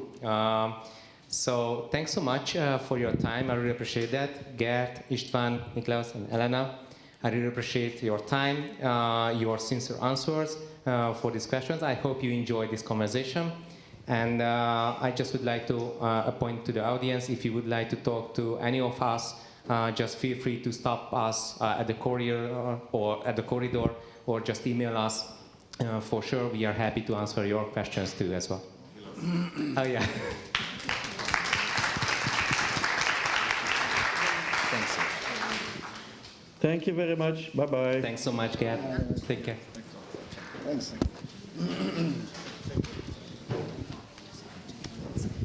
I know you. Good moderator. Yeah, thanks so much. Thanks so much.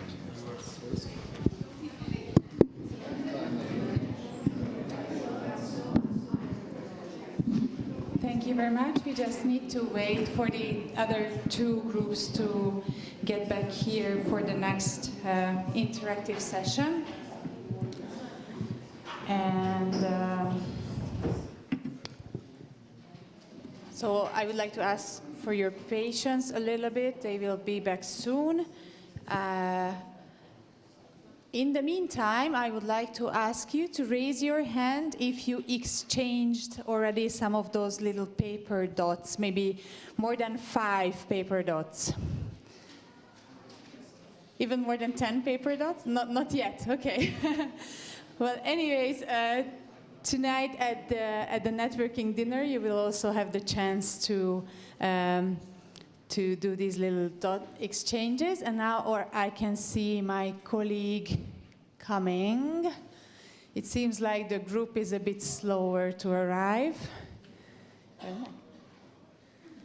And also we have one more group from the other room. Mate, could you please go and check on the other group if they are coming as well? And please come inside, because I will explain a little bit about this next interactive session. So please come a little bit closer. Thank you. And the other group is arriving as well. Probably not just my colleagues, but hopefully also the conference participants are arriving.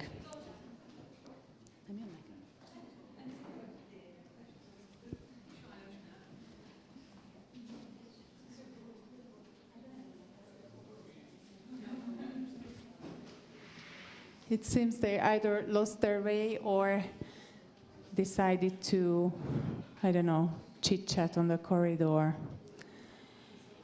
So, the point of the next sessions are to have a real interactive session with all of you, not just the regular 5 minutes for questions at the end of the session, but we will turn the structure of the session around a little bit. So, at the beginning of each session, there will be 2 or 3 speakers who will present you some kind of an introduction to the topic that you will talk about. They will present you something in 5 minutes, 10 minutes, 15 minutes. And after the presentations, you will be able to really interact with the speakers, with each other in the room where you're staying. We have 4 interactive sessions.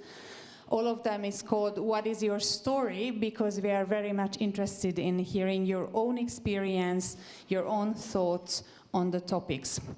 Session number 1, how do you see the benefit of European research efforts in your daily work? Session number 1 will stay in this room. Session number 2, what is the main challenge for you in engaging in national and international cooperations? If you would like to go to session number 2, I would like to ask you to follow Mate again. Disappear. There he is. Okay. To please follow Mate to lecture hall D, lecture hall Hari. Please follow Mate for session number 2. What is the main challenge for you in engaging in national and international cooperation? Session number 3 will be what would you need for strengthened participation in European collaborative efforts? Session number 3 will be held at room Beznak, that's lecture hall E. For this session, please follow my colleague Kitty. And session number 4, what are the gaps in brain health research and how to address them? For session number 4, please follow my colleague Zsuzsi.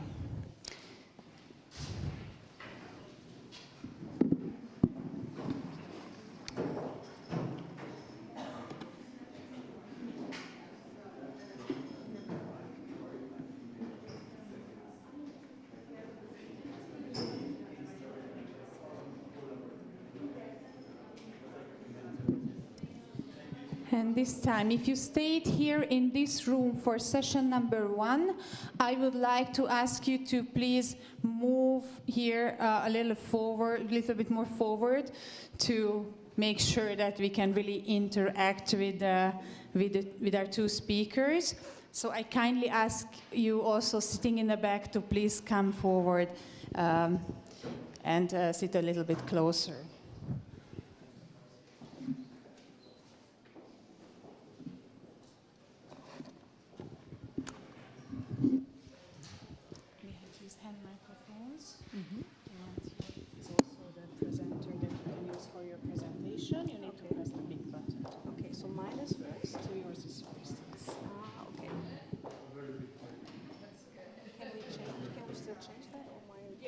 you need to move the whole thing forward and then back to forward. Okay.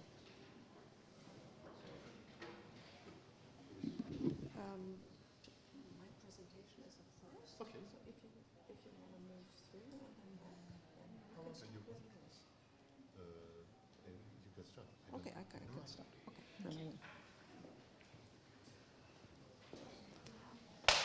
Oops.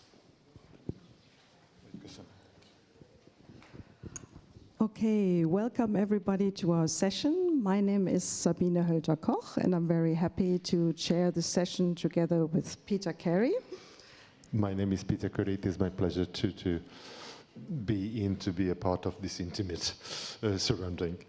Yeah, and we decided to share our story with a couple of slides that we prepared. I have the pleasure to start, thank you. And then I will hand over to Peter, and then we will open up the discussion for everybody else to join us in the question what European research efforts can do for us in our daily work. So please don't be shy and get involved as soon as possible. Okay, what's my story? So I would like to thank the organizers to give me that opportunity to tell my story, because in contrast to Peter, I'm really at the other end of the spectrum. I'm a basic researcher, and I find it really interesting to bring both of us together here. So I'm a behavioral neuroscientist, and I'm happy to tell you how I see the benefit of European research efforts in my daily work today. So I've been working for 2 decades on an endeavor which is now called the International Mouse Phenotyping Consortium. And the goal of this International Mouse Phenotyping Consortium is to build together with a consortium of 20 research centers across the globe the first functional catalog of the mammalian genome. So we share the workload in these centers to generate a knockout mouse model of every gene in the mammalian genome for which the mouse has a comparable version to the human. And we produce these knockout mouse lines and comprehensively phenotype them basically from head to toe, so from behavior over clinical chemistry, metabolism to pathology. And we make all of this data freely available via this website, which is indicated here at the top, mousephenotype.org. And what is really crucial is on the right part. Now let me see if I can... Yes, I can use the pointer. There's a huge bioinformatics part involved in this, where all of the symptoms that we find out in the mice are classified, annotated using controlled vocabulary, the human phenotype ontology, which makes it possible to basically compare all of this information to data and information that is available. Oops, the host ended this meeting. What do I need to do here? Okay.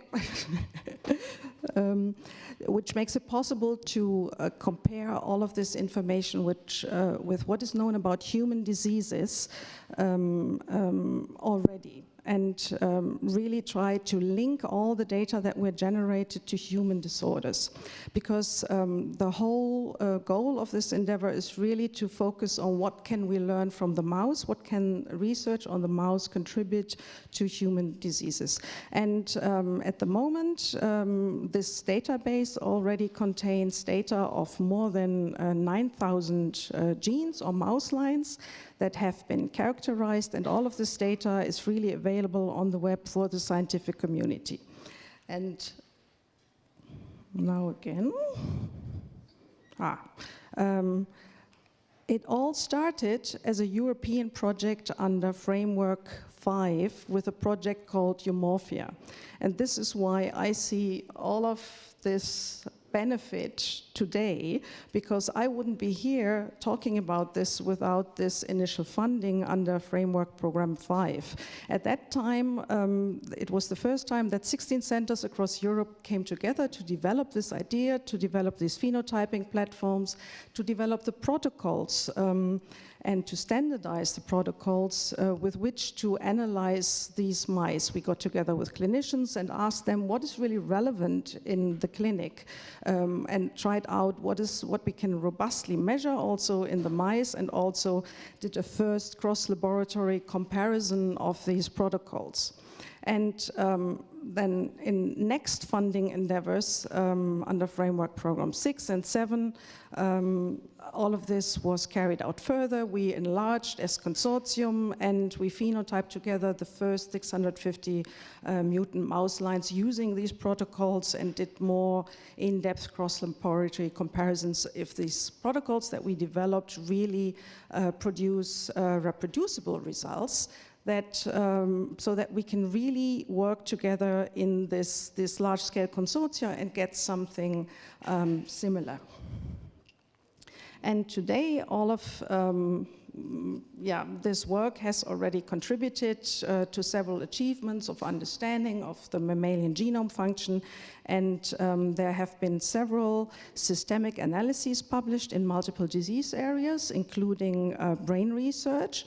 That is one specific example where we used one specific phenotype which is conserved in multiple species, from Drosophila over mice to humans. It's called pre-pulse inhibition, and it's a phenotype that is relevant in several neurodevelopmental disorders. And here we could use the information we got from the mice and ask the question, where are these genes expressed in the mouse brain, and are they also expressed in the same way in the human brain?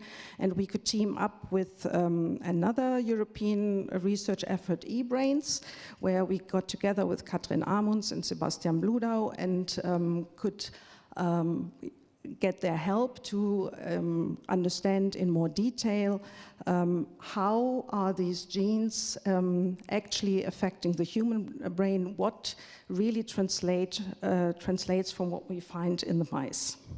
And we're doing now similar things for autism-related genes, anxiety-related genes, and genes that cause specific motor effects. And all of these things that the IMPC has produced over the last decades has really created value for the scientific community. It resulted in over 7,500 publications. This usage of the data and the information and makes that a really highly influential investment into research. And all of this came together under a European umbrella a couple of years ago, again. Under the European Brain Research Area, we could create the Predictive Model Systems Cluster, where we could team up with several IMIs and many other stakeholders to ask the question, what can we do to specifically increase the translational value of preclinical models in neuropsychiatry? And there is still a large overlap between IMPC members and European members, and in this joining forces, trying to improve the situation. And this all happened during the pandemic, so we had multiple online meetings and had several discussions about the translational gaps and the bottlenecks and the different needs and interests. And the bottom line was, to us, basic scientists, what is still missing are mechanistic insights. What you should continue to contribute is trying to unravel the disease etiologies, to better understand them, to provide more neurobiology-based clinical diagnosis, and also to work on improvement of experimental designs, clinically relevant experimental designs, focus on reproducibility, and also think about improving treatment regimens so that also in preclinical research, treatment regimens are being used that are actually matching those that are used in the clinic, because this is apparently not necessarily always the case. And my last point is that through this IBRA Premos cluster initiative, it became clear that the exchange with patient representatives and clinicians is actually key when we think about where do we go from here. At some point, all of this phenotyping will be finished. At some point, we will be done with this. So what would be the next relevant steps to contribute to an improvement of patient lives? And for us, the important questions are really, what is it that we need to model in detail? Which are the clinical features that are really disease relevant? And what would a patient consider an improvement, so that we can start thinking about our experimental designs and the whole translational process with the end in mind. And one last point is the German Center for Mental Health, where I lately became involved in. And this is my first experience where we're actually living this patient-public involvement. There are patient and relative representatives involved in our meetings and in the discussions on the projects. They are being asked to provide feedback on the different suggestions. And this is really a great experience, which taught me a lot, and which I'm really looking forward to continue in different aspects.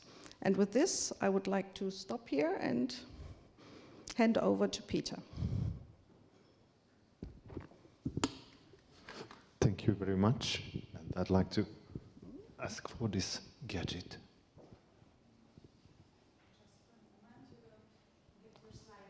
Okay, understood. What's next, and why I'm here today, and why patients are represented in a congress like that?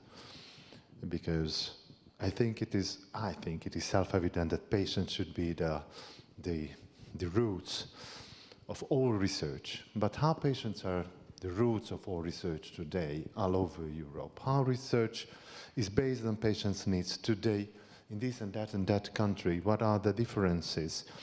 And why I am here? I'm Peter Carey, President of Gamian Europe, and the first board member of European Psychiatric Association who has experience with lived mental health experience. When I was 43, I was diagnosed with schizophrenia. Never happened a mental health issue with me in my life.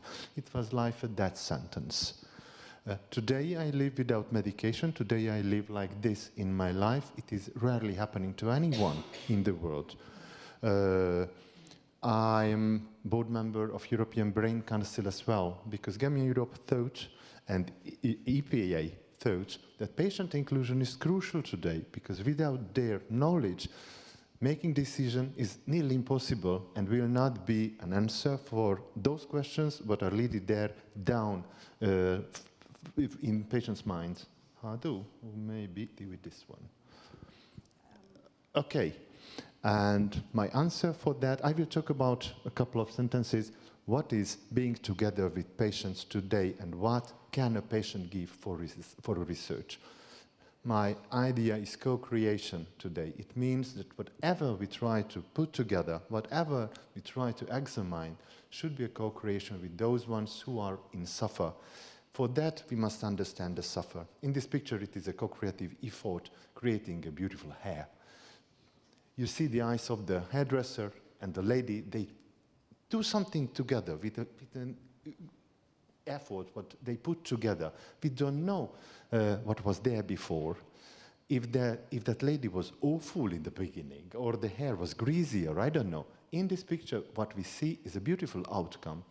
Something like this can happen in our lives as well, when we work together with mental health or brain health patients as well, together with them, without any judgment. What is the incoming patient? For example, he's a schizophrenic, or he's a homeless, or he's whatever. The outcome is important to create something beautiful together with those ones who are important for us and for the society, for a better well-being. What kind of patients we can have in the involvement? I try to put together not really whitish slides for you. Maybe these are interesting. Everybody would want to have patients in suits. beautifully dressed because they are outstanding. We'd like to have them in congresses, conferences too many times. But patients are not like that. Patients are suffering alone at homes with different diseases, and they are not visible. 80% of those patients are in need, and they will not stand like me here in front of you talking about brain health or mental health problems. Or we have patients who survived migration, for example. They will have plenty to do after they distress. However, they are in mental health and brain health problematic, field. They will try to create a new family in a new country. They will not be your patient with you until the time you do not ask them to be your partner in research or in gathering information. They will not participate voluntarily. Or those soldiers who will love when they protect our nation, and after they come home, we think that they killed someone in the field day. I don't want to have a discussion with that person. The stigma is there with them. However, PTSD and many, many things could be very well deep down researched if we include everyone who was there once and who we have stigma today. Or we have celebrities as patients today who we say, oh, very good that they are there, they are talking about bipolar disorder, for example. Is she a really good patient representative for us today? One of them, but will not be there for us in the research. Many, many times I mention homelessness because they survive so many psychosocial aspects of life, but so rarely they are included in brain and mental health research, and we do not see their input as deeply as they should be included just because they are not as lovely as someone in this blue, coat. Or there are one beauty queen who you can see from the 80s in Hungary, committed suicide, knew everything about the psychiatric system of Hungary, that era.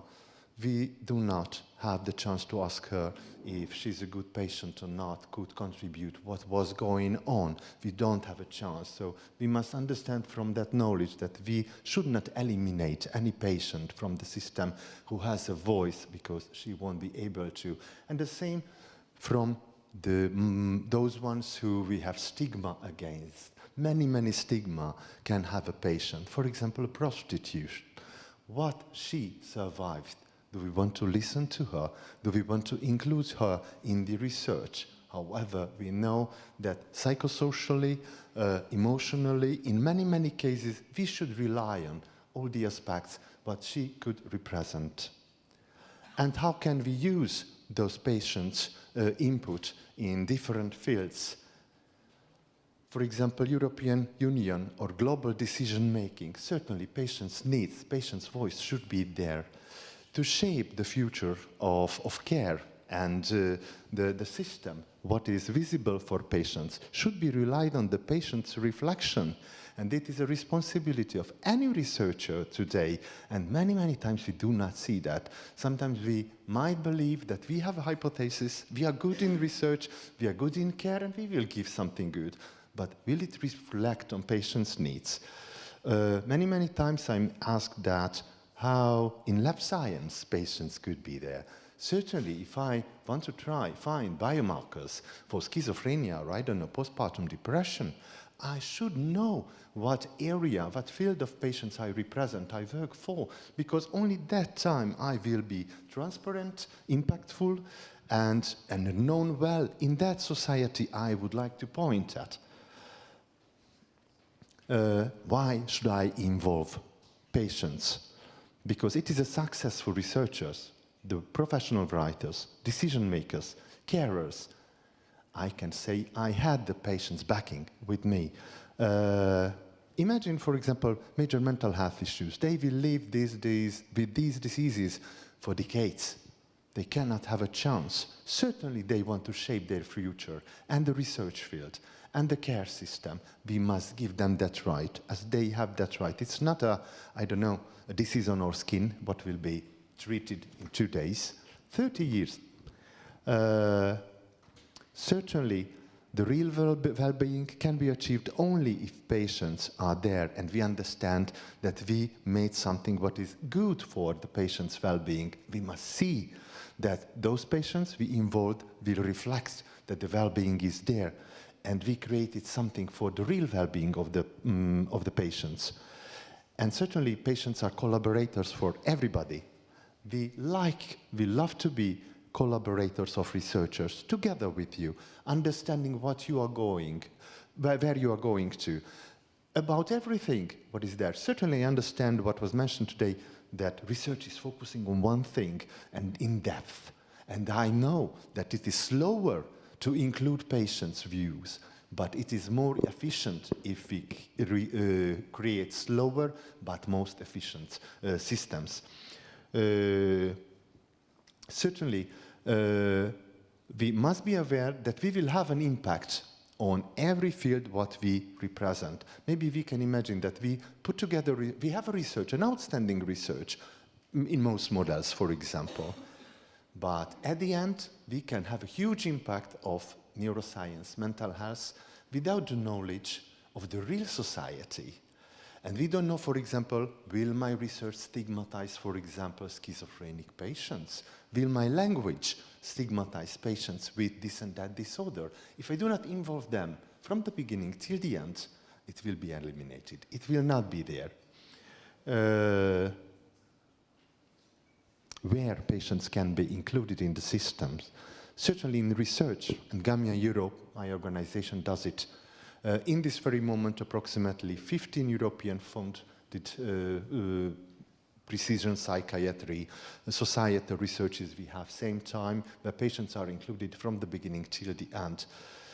Patients can be included in the improvement of treatment, in the precise diagnosis, because in mental health and brain health, it is very fluid how patients are diagnosed. What is the root of diagnosing a bipolar person? Where is this diagnosis coming from?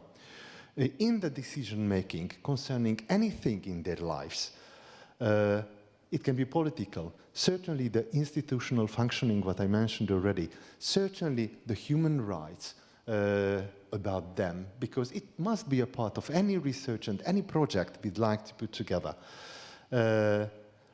When we include patients, it can be media, it can be their families, it can be the definitions about them.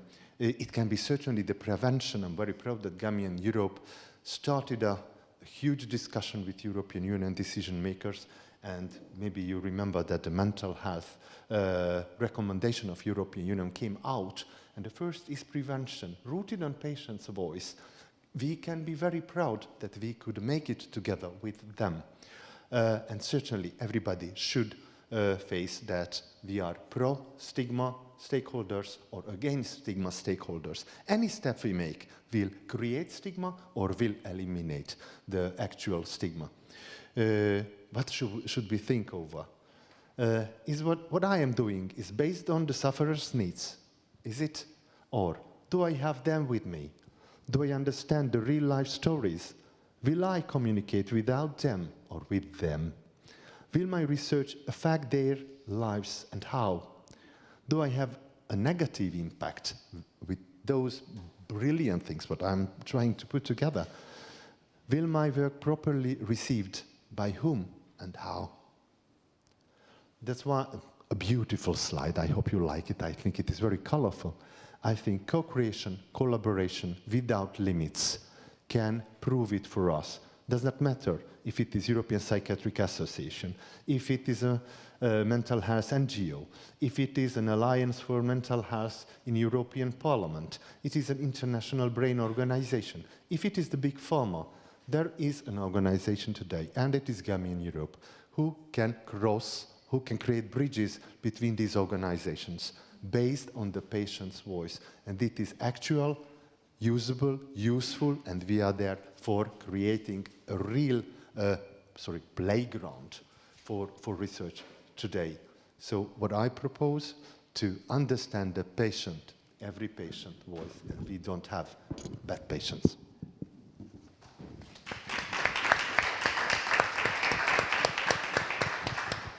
And I think we have time for discussions. And we agreed that first of all we will have questions. I already see a question, and I saw her watching very attentively, so I was expecting this.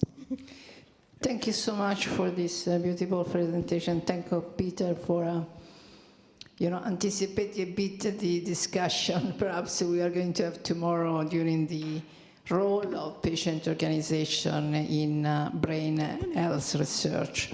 I think that your presentation give me the opportunity also to underline an aspect that is relevant across the section that we had today. We are having today. That is, this is a science as well. I mean, it's not something that is going to happen by chance. In two ways, if we have to have a shared agenda or shared mission, whatever is going to be the priority that we are going to select out of the brain health research, this mission or this agenda, shared agenda, need to have patient engaged. And I would say more than this, need to have all the relevant stakeholders engaged. And this is a science. I mean, you need the competencies on board for this to happen. And coming back to the concept of advocacy, advocacy is not just to defend rights because we have to defend the rights. It's to go to politicians and show them that they can have incentive and return of investment by supporting a given mission, a given agenda. And the best evidence is that talking about health and talking about brain health research is showing that we are meeting patient needs and we are measuring, the impact of patient engagement by, for example, including their patient-reported data. So what I wanted to say, what you have shared with us in a very nice manner is telling us that we need to invest in a new discipline and taking this seriously because this is relevant for the European brain health agenda, for the global brain health agenda, for any kind of priority we are going to identify. And so I really like to see this because the question is what is important for my job every day, is that we are not working on silos, and we will have this discipline embedded together with the other, because otherwise will be very difficult to make it, in my opinion.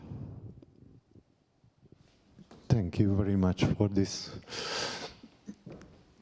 And one thing I would like to add for those sentences, yes, patient advocacy is not only fighting for patients' human rights.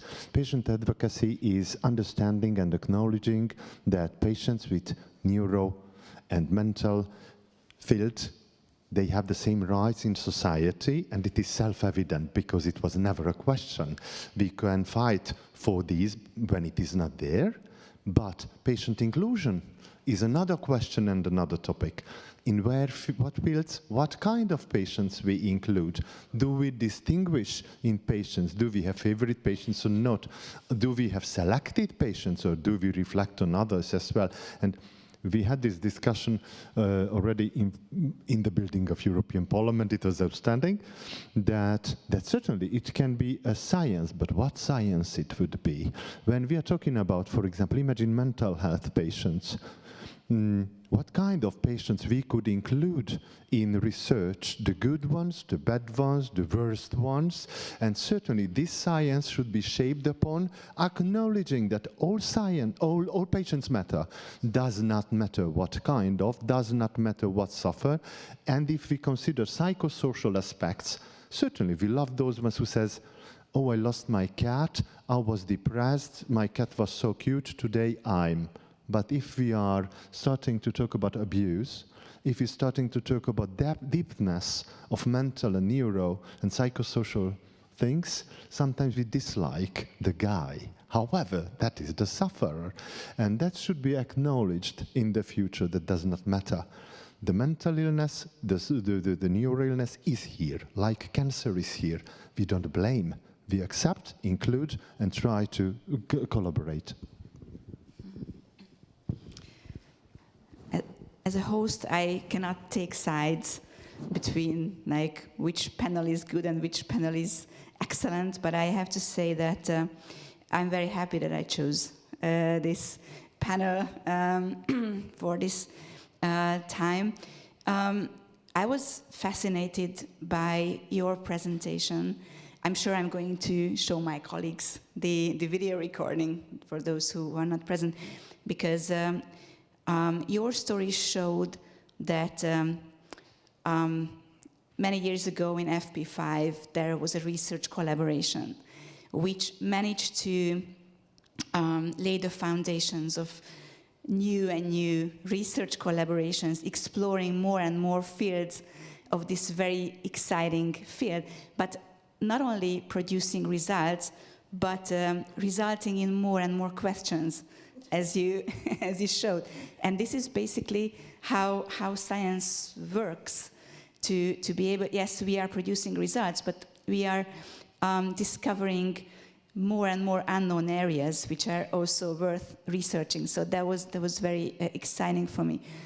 And in your presentation, Peter, it was great to see this kind of honest mirror that we are facing, because as a funding agency representative, we always have these requirements, and not only have these, but we are creating these requirements as well. We cannot shy away from the fact that we are creating these requirements for the researchers, that, okay, you have to engage stakeholders.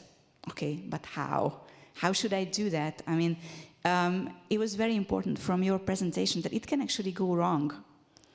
So if you are not sensitive enough, if you are not if you do not take or accept the support of experts, it can actually go wrong. So impact can not only be positive, but it can be negative as well. And so it was fascinating. I do not want to answer the question on how EU research affects my daily work, because my daily work is EU research as a funding agency, being the national contact point coordinator for Hungary and the program committee meeting and all these partnership issues. But these were something, both your presentation, which we will definitely show to our researchers and also to my colleagues, and thank you so much, it was great. Thank you very much for this feedback. I don't know, do you want to reply directly? Or because I would like to share with you a bit of the backstory, how this all came about. So the start of Eumorphia was actually a result of the Human Genome Project, which had just been finished, and it was understood, now we know the sequence of the human genome, of the mouse genome, but we don't know the function. And it was already a political decision that we need to understand the function. And then it was basically the question was put to a known group of researchers who had delivered on the human genome and mouse genome project before, and said, how would you go about this? And there was space basically to develop this iterated approach, which really brought together stakeholders in the beginning, who basically said, well, we first need to define what we want to do, what is clinically relevant, and we need to start with pilots. And then it really grew. So this is how this became basically an ongoing endeavor, which started, I think, in 2003 with the first funding for Eumorphia. And then when we could build on this and delivered step by step, I think it was in 2011 that finally the NIH got into it, and it became a larger thing. So it was really a political decision to do this, and the allowance for the researchers to with the demand to involve all stakeholders already at that time. So we had many discussions also with industries, learned about standard operating procedures and what have you, what we didn't know at the time, to then have the funding steps to develop it. If I may add something, because one thing is missing from my slides, good examples of cooperation, co-creation, and where patient engagement was very successful and where it is today very visible, where maybe you don't imagine. Pharma and research. What patients think about pharmaceutical research? Wow, no. Gamia Europe created the field. Patients created the field. When we can shape the process, the whole progress of pharmaceutical substance research. Sometimes I receive critical thinking about how a patient organization can engage with pharmaceutical research, because patients want to know how it is going, what is the substance, why someone wanted to, I don't know, put this substance on the table. Today we can say there are, I cannot tell names, but there is substance, what was an answer for patients' needs, because patients told that we want a substance for this condition. Before never happened, because before, they figured out something for hair growth and it became a hot medication. Today, no. Today, it is reflecting on patients' need.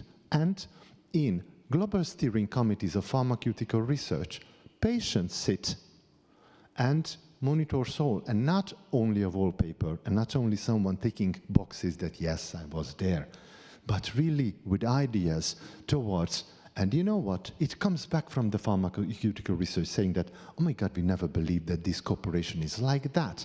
Or for example, being board member of European Psychiatric Association, it is not being a wallpaper that, you shape, for example, what kind of abstracts, for example, we receive. All these abstracts are reflecting on patients' need or not.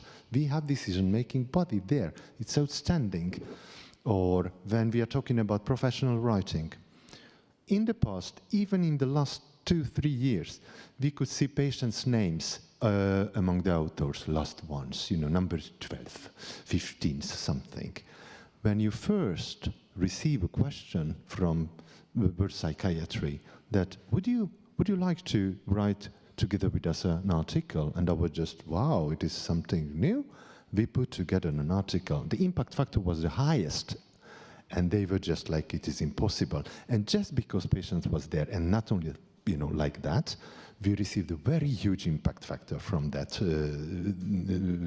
that paper. Or what is, for example, very interesting, I think, the worldwide appearance of patients, because patient inclusion is very different country by country. We can teach, we must be proud in Europe of patient inclusion. I try to share our ideas, for example, with low and middle income countries, to understand the inclusion, the patient inclusion in each countries. And when we transparently talk about how patients are included in the system today in Europe, for example, South Africa comes back and says that, okay, come here and show us what we can improve. And I learned, for example, a lot from those countries, what kind of differences they have, what I can use or we can at Gamia Europe use here. And this horizontal knowledge sharing will work only if patients are connected, because they need this knowledge. Because sometimes professionals tend to work in, sorry, I hate the word using silos. They are separate islands too many times, and patients are there trying to understand each other. And where we need professionals more to support that, just to say that I like it. I like that you are there. Maybe you will be critical. Maybe you will say that I was harsh, but I will tell the truth. Yes.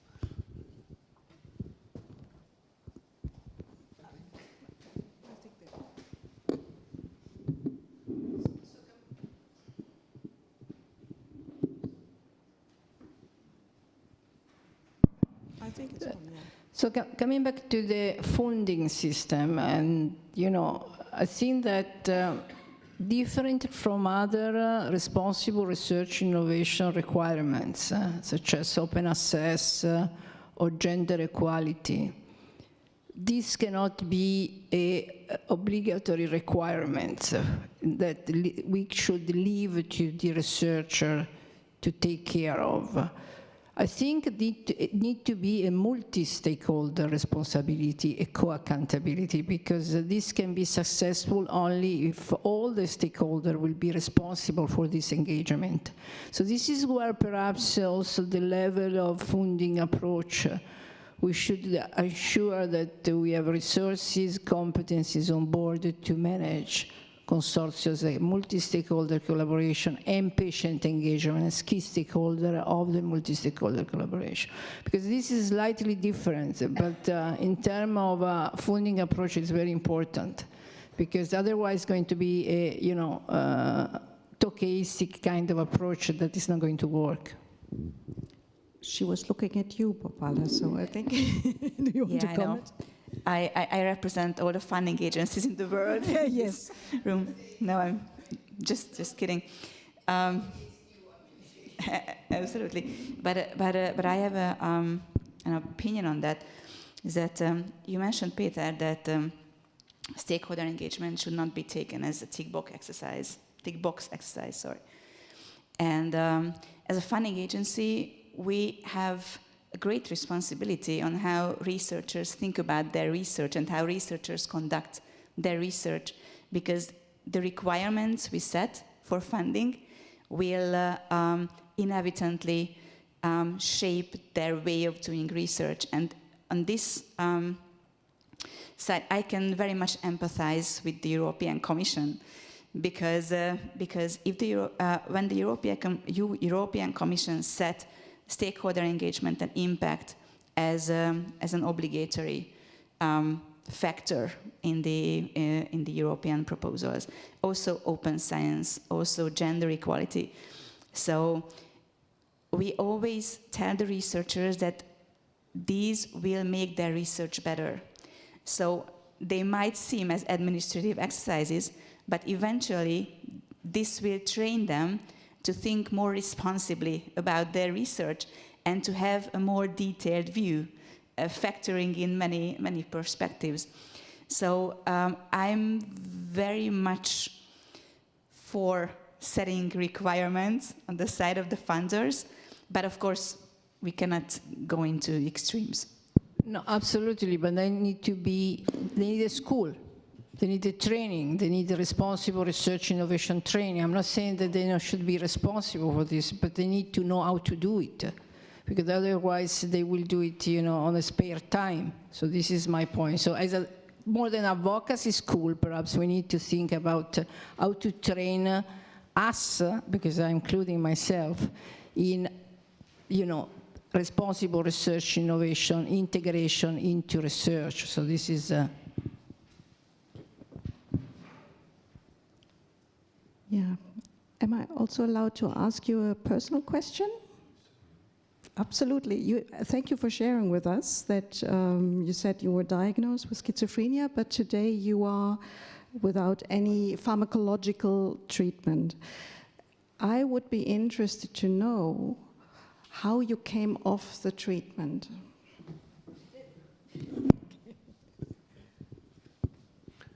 And that's why this is a good question, because in many places I try to speak about mental health diagnoses like a diverse, like a colorful bouquet of flower. So we can say that schizophrenia, and it is easy to tell or say. But if we consider a mental illness like a big, beautiful bouquet of flowers, and one person is like, I don't know, carnation here, the other one is, I don't know, this and that flower, we understand that it is something different.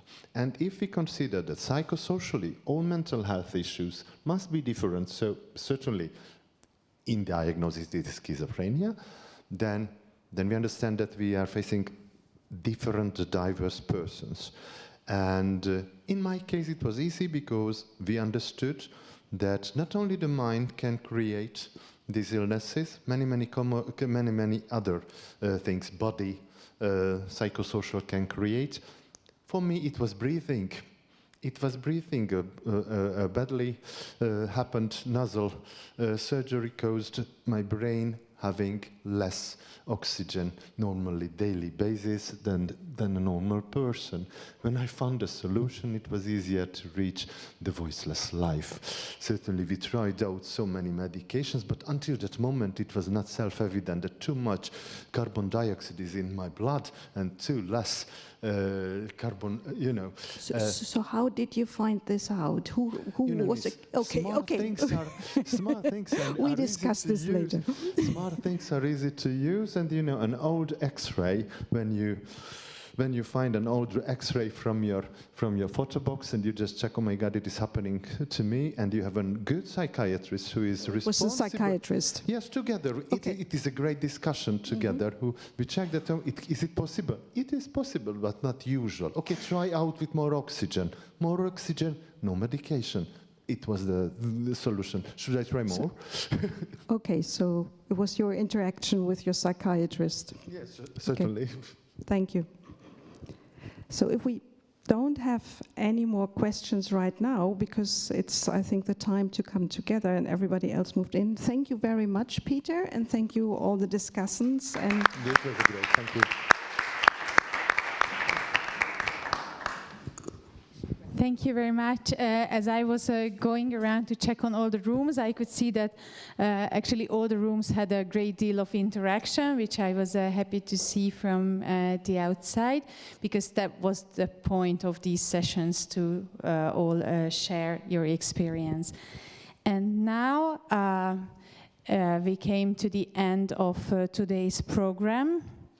And just to wrap up a little bit, I would like to ask Borbála if you would like to say a few words to wrap up today's program.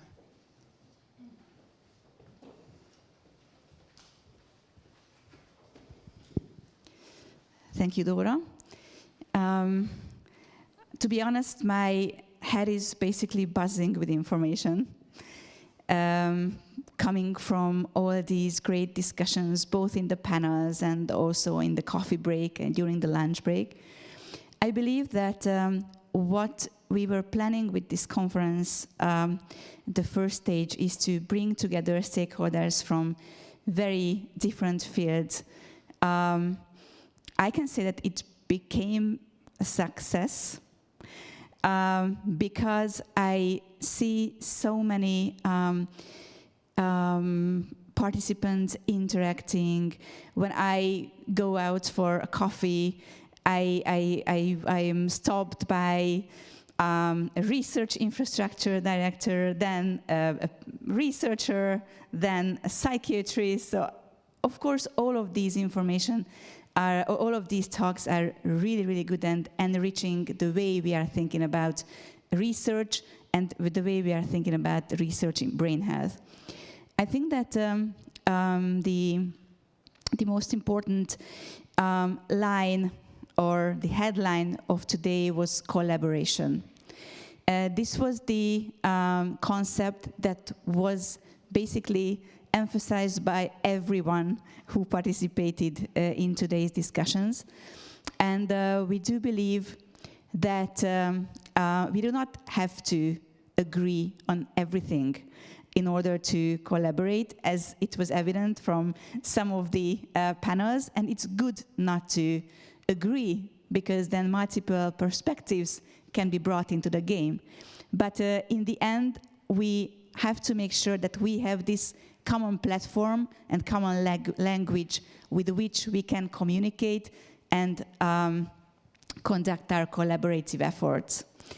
So with that, I would close today's session.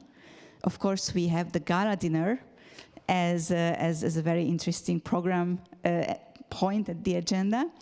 So we hope that you had a really good time and look forward to continuing this discussion tomorrow. Thank you, and I now give the floor to Dora for some practical information on the gala dinner. Thank you, Borbála. And so, our networking dinner will take place at the Széchenyi Thermal Bath Ballroom. This information is also included in your printed program. I would like to call your attention that please bring your badges for the dinner, because we would like to see that people coming in are really participants from the conference and not from somewhere else. Just to help you finding your way there, this thermal bath building is a big building. So once you exit the metro, you should turn to the right and come into the building from the back entrance. So it's not the main entrance of the spa, but once you exit the metro, you turn to the right and come into the building from the back entrance, and that's how you will find the location of the dinner. So you can start arriving from 6:30 already, but the dinner will start at 7 o'clock. We hope to see you all there. And if by any chance you cannot join the dinner, then we will see you tomorrow. Thank you very much for being here with us today, and see you at the dinner. Bye-bye.